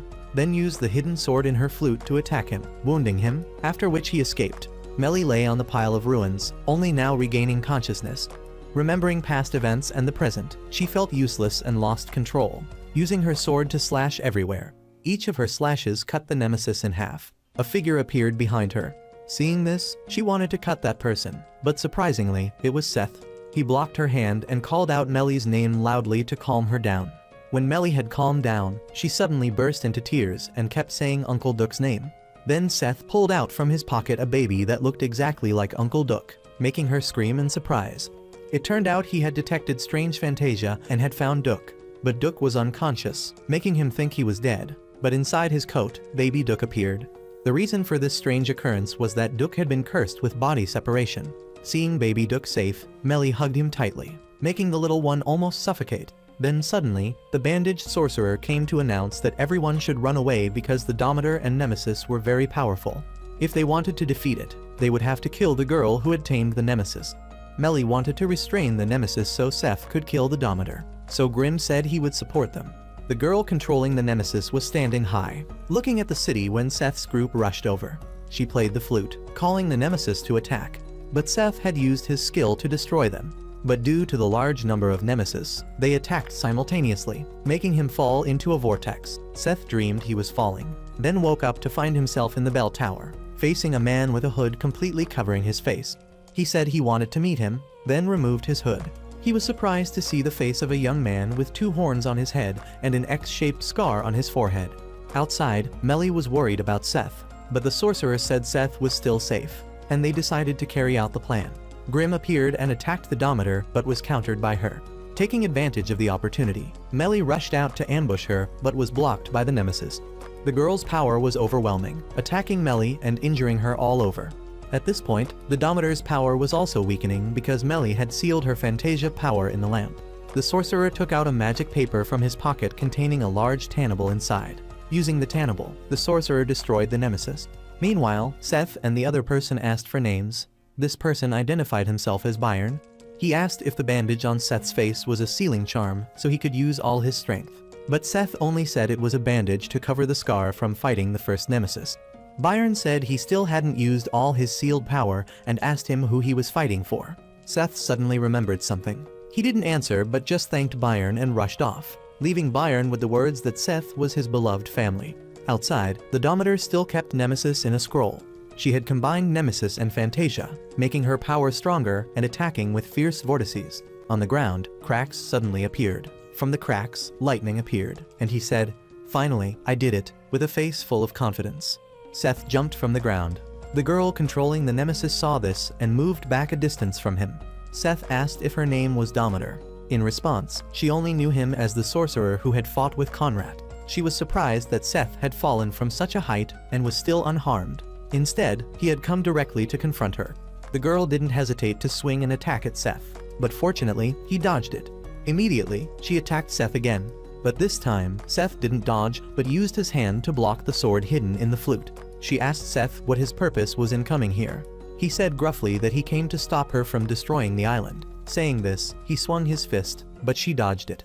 She didn't think he would be able to defeat her. The Nemesis's tails emerged from the magic paper, each creating whirlwinds that gathered to attack Seth directly. Melly and the bandaged sorcerer were inclined to flee because the tower was about to collapse, and if they died, they wouldn't be able to save anyone. But Melly was still very worried about Seth. Despite being attacked by fierce whirlwinds, he was unharmed and counterattacked. For him, these things were nothing compared to Anma's punishments or Yaga's training exercises. His fists swung repeatedly at her, but she still dodged and blocked with her flute. Worried that the distance between the two was too close, the tails appeared again, creating whirlwinds that helped the girl fly up into the air, creating a greater distance. From above, the storms from the Nemesis tails attacked Seth again. He also gathered Fantasia into his fist, and then used a burning technique to release extremely powerful magic. The two powers blocked each other, unable to determine a winner. But at this moment, the girl's magic was overwhelming him. She said he was only helping his enemy. Seth refuted her words, saying he was just protecting the people on the island. She was very angry when he said he wanted to protect the people. To her, they didn't deserve protection. It seemed that anger had increased the girl's power. Seth took her attack. That tremendous power had made the bell tower shake violently. Seth's face was full of wounds, but he could still get up. He said that those things were because of Conrad, so they just needed to defeat him. Before he could finish his sentence, the girl asked what solving one person in the court would accomplish. But Seth thought that harming people just because they discriminated was no different from Conrad. She told him that no matter how hard he tried, they still wouldn't accept him, but would see him as infected, and advised him to stand on her side. Seth refused to stand on her side. Unlike her, he used magic to protect people. The two were completely different. Rejected, she didn't hesitate to release storms at Seth. The girl's past involved being separated from her mother from a young age, being discriminated against, and having to stand up and fight when Nemesis appeared. Seth couldn't withstand the blow and was thrown far away. From above, the Nemesis storm gathered and struck straight at Seth. The storm, much larger than before, blew Seth all around. In this dangerous situation, he alone resisted the large, swirling storm. Each of her sentences reminded him of his childhood, being locked in a cage, tied up, and people trying to kill him. Having everything stolen from him, each memory appeared, but he continuously denied, saying wrong. He no longer resisted the storm because now they were both alike. The created storm blew objects everywhere. Cracks appeared in the ground, and people ran in panic. Grin realized the battle was about to end as the amount of Fantasia gradually disappeared. Seth was negotiating with her. He couldn't forgive the people's behavior, and he had once wanted to destroy them. But Anma had told him not to harm them. The girl told Seth that what she was doing was necessary, and she wasn't doing this just for revenge. Seth understood her feelings, and then the girl rested her head on Seth's shoulder. Both stood in the eye of the storm. At the moment the girl lost her guard, he pulled the string tying the paper containing the Nemesis and threw it into the vortex. He said he didn't want to become a monster as they thought. The girl glared when she discovered Seth's action. Just as she wanted to take the sword to attack, Seth had already grabbed it and swung it up. From the outside, the huge storm had disappeared into the air. The entire island stopped shaking, and the people wondered if the battle was over. The storm ended, leaving Seth holding the holy sword beside his shoulder. The girl was lying on the ground. She said she had fallen into Seth's trap and thought Seth would hand her over to the court or finish her off himself. But no, Seth had no intention of doing so. Instead of choosing between the two sides, why didn't she choose both? Seth wanted to pursue his own wish of destroying Radiant. If Radiant was destroyed, Nemesis would disappear, and he, the girl, and everyone could be friends. After speaking, he revealed a carefree smile, but there was a warmth in it. She thought that was impossible, but Seth had pulled her up and said it was possible. Let's change the world together. Suddenly, from the gray sky, a dazzling light opened up, growing larger and larger. A giant old man, his entire body full of brilliant light, appeared from the beam. In the sky, people saw the court's warship. The people shouted as if they were saved and called for the court to arrest the infected people. The eye-covered man was observing the situation from above when a subordinate, addressed as captain, asked if the rescue team had arrived. He said yes, but they used such magnificent magic, which wasn't good. Melly's group ran to Seth. He asked if this was magic, and Grimm informed him it wasn't because there was no sign of Fantasia. This was the court's miracle. The giant man spoke, telling everyone to lower their weapons and hand over the horned sorcerer, Seth, who was suspected of murdering Colonel Vivian, causing damage and attempting to assassinate the council member of Poniton, kidnapping and assaulting Medin Cooler, being complicit in the massacre at Vivian, and burning down the northern forest. A series of charges were brought forth, but Seth didn't know anything and only felt that these names were very familiar. Suddenly, the girl controlling the Nemesis held a sword to Seth's neck and told the court she would hand him over. Hearing this, the giant old man laughed loudly, saying she had repented. He asked her name, and she said Hamelin. But he said the court didn't work with criminals, though that was only a name because Seth was very important to them, which was why they personally came to arrest him. Hamelin's condition was to release the imprisoned sorcerers and stop hunting them, but without hesitation, he immediately refused. Hamelin sat down, picked up the paper containing the Nemesis, and said her request was for all of them to die, then released storms at them in succession. The old man exclaimed that the storm had dispelled Centauri's reflection. Realizing the warship was coming, Hamelin threw the paper to Seth, instructing him to run and keep his siblings inside safe and not to view them as monsters. She raised his chin, bringing her lips close to his, then immediately pushed him away with the flute. She walked towards the giant old man. Seth was pulled away by Melly's group, flying far away. He shouted loudly, worried that Hamelin would be captured. But Grimm told him that was her purpose because she wanted to buy time for Seth to escape. The powers of both sides appeared, blocking each other. But her power suddenly drained because Thor, standing behind her for some time, had stabbed her with a sword. Blood flowed from her mouth. Her words before falling were hoping that Seth would change the world. Seth witnessed the entire event. His face was now full of anger. Seth lost his composure. He shouted loudly, using his magical power to charge straight at Thor. But Vance appeared from somewhere, blocked him, and threw him away. Thor thought he was a court person and shouldn't act so radically, but Vance just said that dangerous criminals like that should be made unconscious. After speaking, he raised his weapon once more to attack Seth. Byron stood in the shadows, observing the event. Suddenly, he widened his eyes toward Seth, who also showed strange signs. His eyes were all white, as if he had lost all reason. Then a large explosion occurred on the bell tower, blowing everything away. In the thick black smoke, only Seth remained, one hand punching the ground. His face was now fierce, the horns on his head and his magic glowing, his entire body emitting a massive amount of Fantasia. Centauri laughed loudly from above. He felt Seth's power was terrifying. Vance got up, covering his eyes. He was very angry because Seth had injured him. With his anger, he jumped up to attack Seth. But with just one punch, Seth sent Vance flying far away in a cloud of dust. Centauri controlled the giant man's arm to attack Seth, but the boy jumped up, using magical power to make the giant disappear. After being attacked by Seth, Centauri's hand swelled red. He saw that the boy was formidable when angry and wanted to rest for a few minutes before attacking. But the brick debris from the battle was about to fall on the people, so Centauri had to use the giant hand to block the bricks. Thor approached Seth. He saw that the boy was now no different from a wild animal that had lost its composure, and said he would subdue him before he caused danger. Seth roared danger, the cry like that of an animal, his power erupting into the air. Thor stood his sword upright and said something like an incantation. In the name of the head of the court, pierced through the darkness with holy light. After speaking, a halo appeared behind him.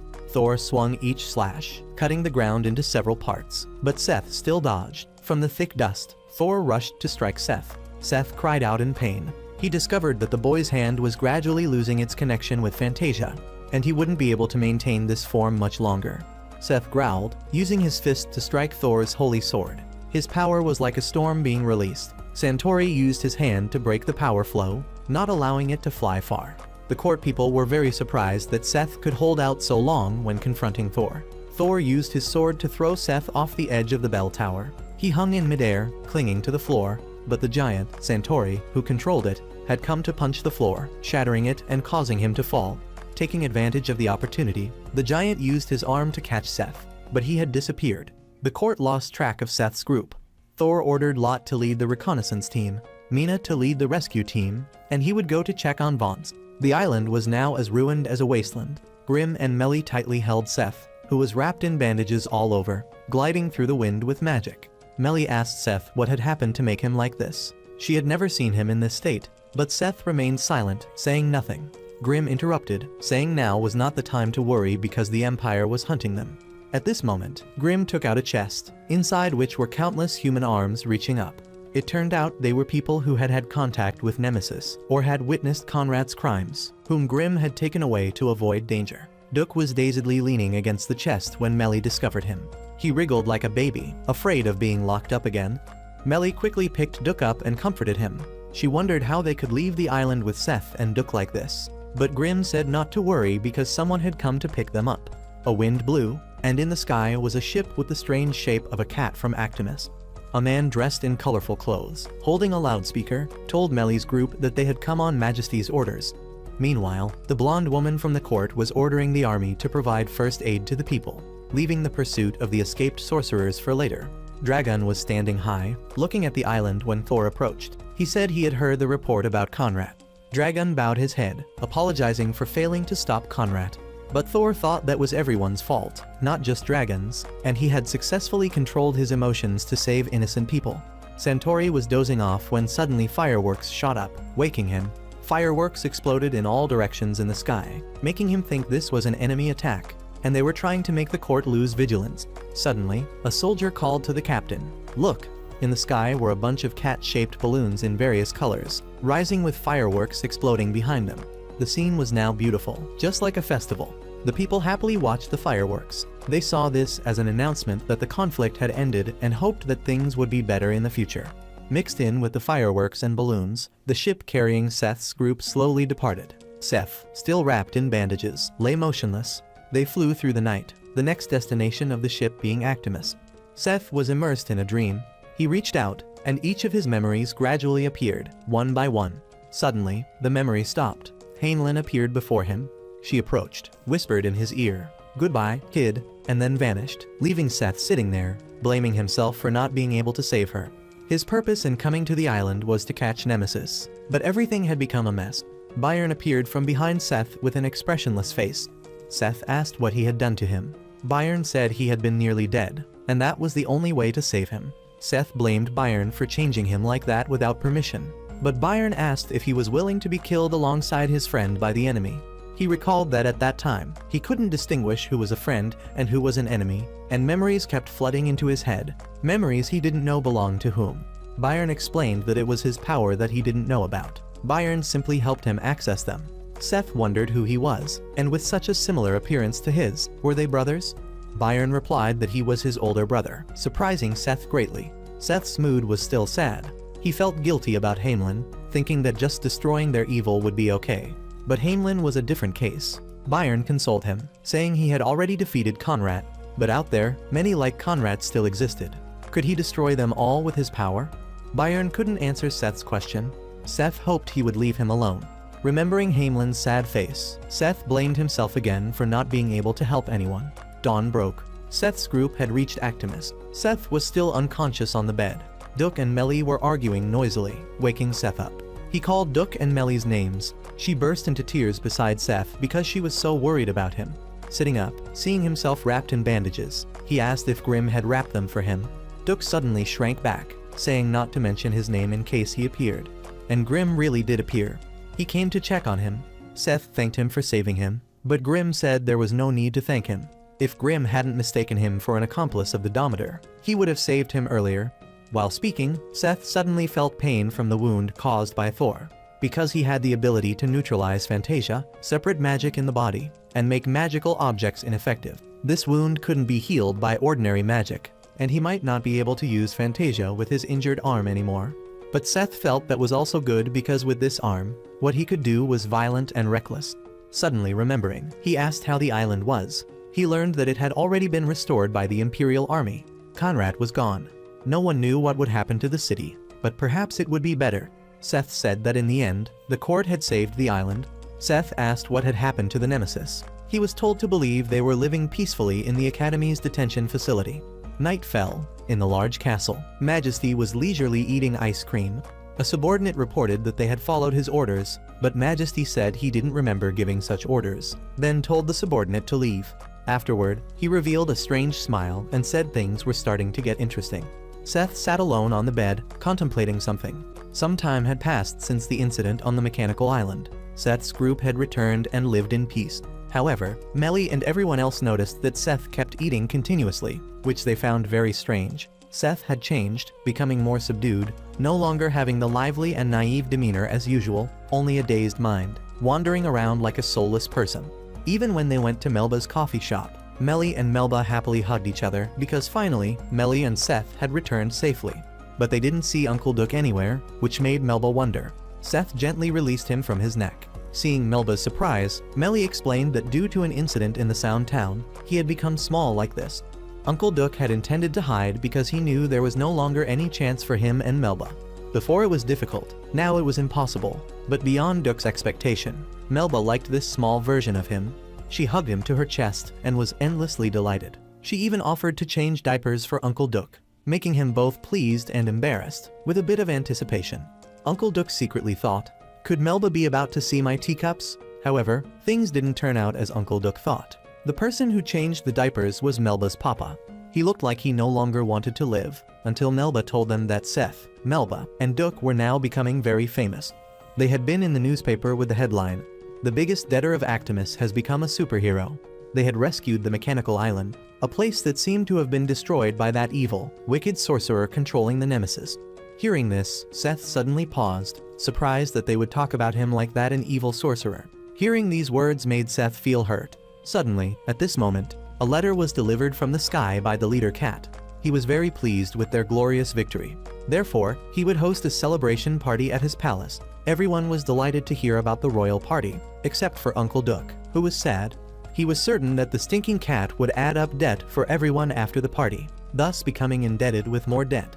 Additionally, Melba would also attend the party, so wouldn't that mean Uncle Duck would have to watch her dance with other men, not himself, because he was currently too small.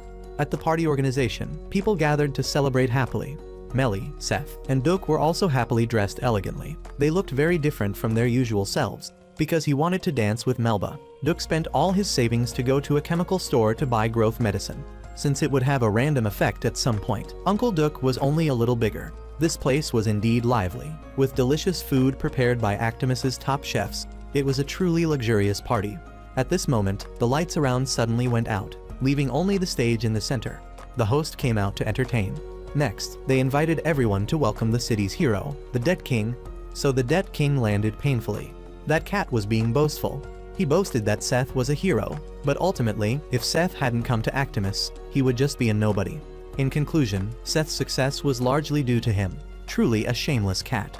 Seth's achievements included defeating a court general, defeating a Dominator sorcerer, capturing many nemesis, and saving an entire town on the verge of collapse. However, his most record-breaking achievement was setting the record for the most debt in Actimus. This didn't make Seth happy at all. He couldn't be happy looking at what he had gone through. That truth, that pain, couldn't be healed. He was always troubled by this, but people were interested and praised him as a hero. When asked about his next plan, Seth said he wanted to destroy Radiant. Everyone in the audience was bewildered. What was Radiant? Was it something from legend? Although they weren't clear, they still didn't care as long as the hero wanted to do it. Even if there were 100 Radiants, they could be destroyed. Seth had great difficulty escaping from the crowd, crawling out with a helpless expression. When he regained his composure, he encountered Nick's group. Nick thought Seth became a hero just by luck, and if he had been there, he could have won more wisely. If Seth didn't believe it, they could have a challenge, and it would be clear. Looking at the intricate map in Nick's hand made Seth weary. He had no interest in this matter. Seeing Seth ignore him, Nick became angry and cursed Seth. Provoking his pain made Seth furious. He punched very hard towards Nick and shouted loudly, "What do you know about her to say that? She also just wanted to survive and exist. She had suffered too much, which is why I will destroy Radiant at all costs. Change the order of this world so that no one will become like her anymore." Then angrily walked away. Under the approving gaze of the cat, Seth went to look at the nemesis. They were so cute with smooth fur. Anma appeared, surprising Seth. She angrily hit him on the head because since leaving home until now, he hadn't contacted her once. She was endlessly angry, then handed him a letter from Tatsu. He said the city was recovering from the aftermath. Tatsu said there would be a day when he would come to Actimus and become a great sorcerer like Seth. Anma also said that since he left, the villagers had cared more about her. They no longer discriminated against her. So if the kid kept dwelling in the past, he wouldn't have the chance to see tomorrow. After saying this, Anma was about to give him another punch if he still remained dejected like that. But Seth had come to his senses. He had regained his spirit, returning to being the carefree Seth as before. He still had his teammates. He ran to hug the transformed, angry Melly and Uncle Duke. Because they had been teammates who had overcome many difficulties together, fighting hard together, so they had regained their spirit to continue on the path of battle ahead. With the main goal of destroying that Radiant, they would definitely succeed. Seth had another nightmare. It was when he confronted General Thor.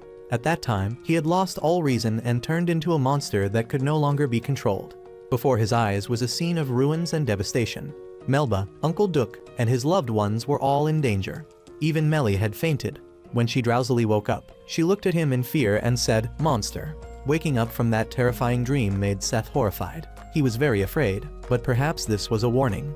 Meanwhile, on the court side, the Magic Users Association was discussing Conrad's wrongdoings. He had, for his own benefit, expelled all immigrants and cooperated with Odometer. In the end, he was the one who was taken advantage of. Moreover, they also mocked the incident from 15 years ago that he had orchestrated to become a hero of the town.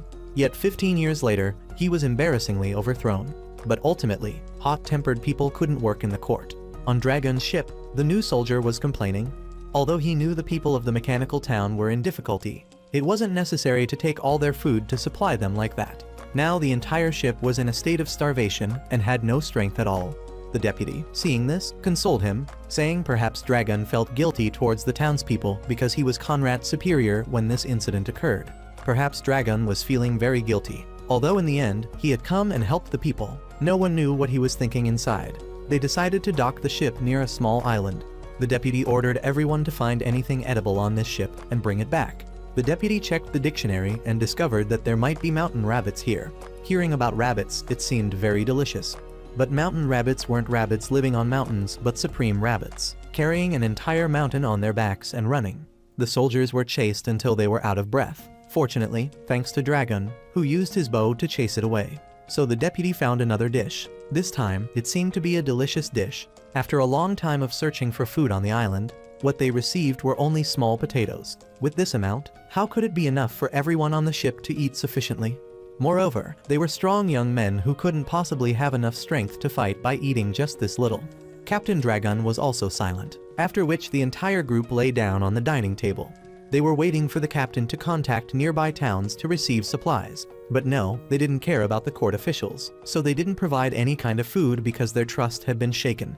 This made the new soldier very uncomfortable. It couldn't be that just because one person in the court was wrong, all other soldiers were judged the same. Captain Dragon gently replied, "This is normal. Isn't it the same that because of a few violent sorcerers, all sorcerers have become a thorn in everyone's eyes?" Ignoring the awkward expression on the new soldier's face, the captain left and softly said, "Tonight, everyone will have to eat fried eggs." On the deck, the captain was fishing when the new soldier came and expressed what had been weighing on his mind. He was worried about why they always did good things, but society didn't believe it. Captain Dragon gently advised, "We do good things to make our spirits comfortable, not to please others. So live without shame to yourself. Like that horned sorcerer kid, he always pursues the dream of finding and destroying Radiant to change the order of this world." After speaking, Dragon revealed an expectant smile. Seeing this, the new soldier thought of a solution. That was to go to the old town, where they had previously helped stop a nemesis during the encounter with Edmund. Although Captain Dragon didn't like it much, for the sake of the entire ship, he had to go there to ask for their help. Yet they warmly welcomed him and agreed to supply food for the entire ship. So their food problem was also solved. Meanwhile, at the coffee shop, Anma was drinking coffee with Seth's group. Uncle Duke didn't seem to like this feeling much.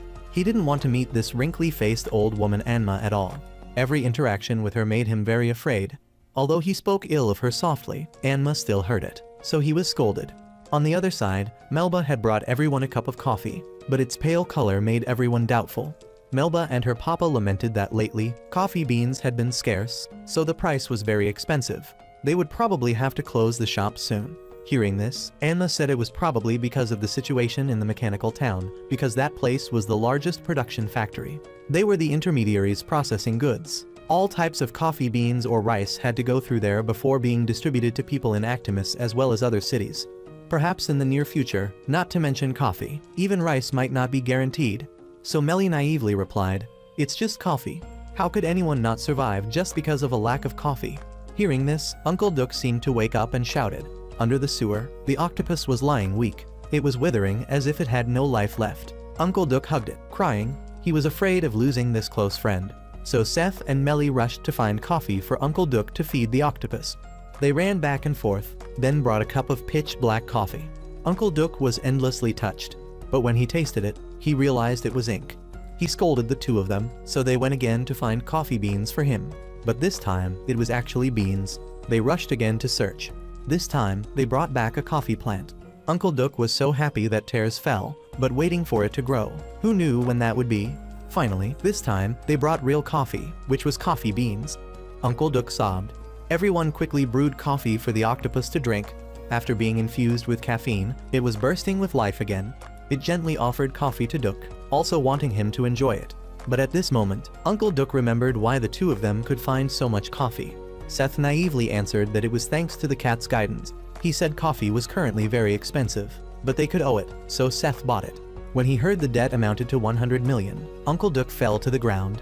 100 million for a cup of coffee, and then he no longer wanted to live. He just wanted to meet his ancestors right now. Then his soul left his body. Seeing this, Seth and Melly ran to help him up. Now, the debt king of Actimus had set another record.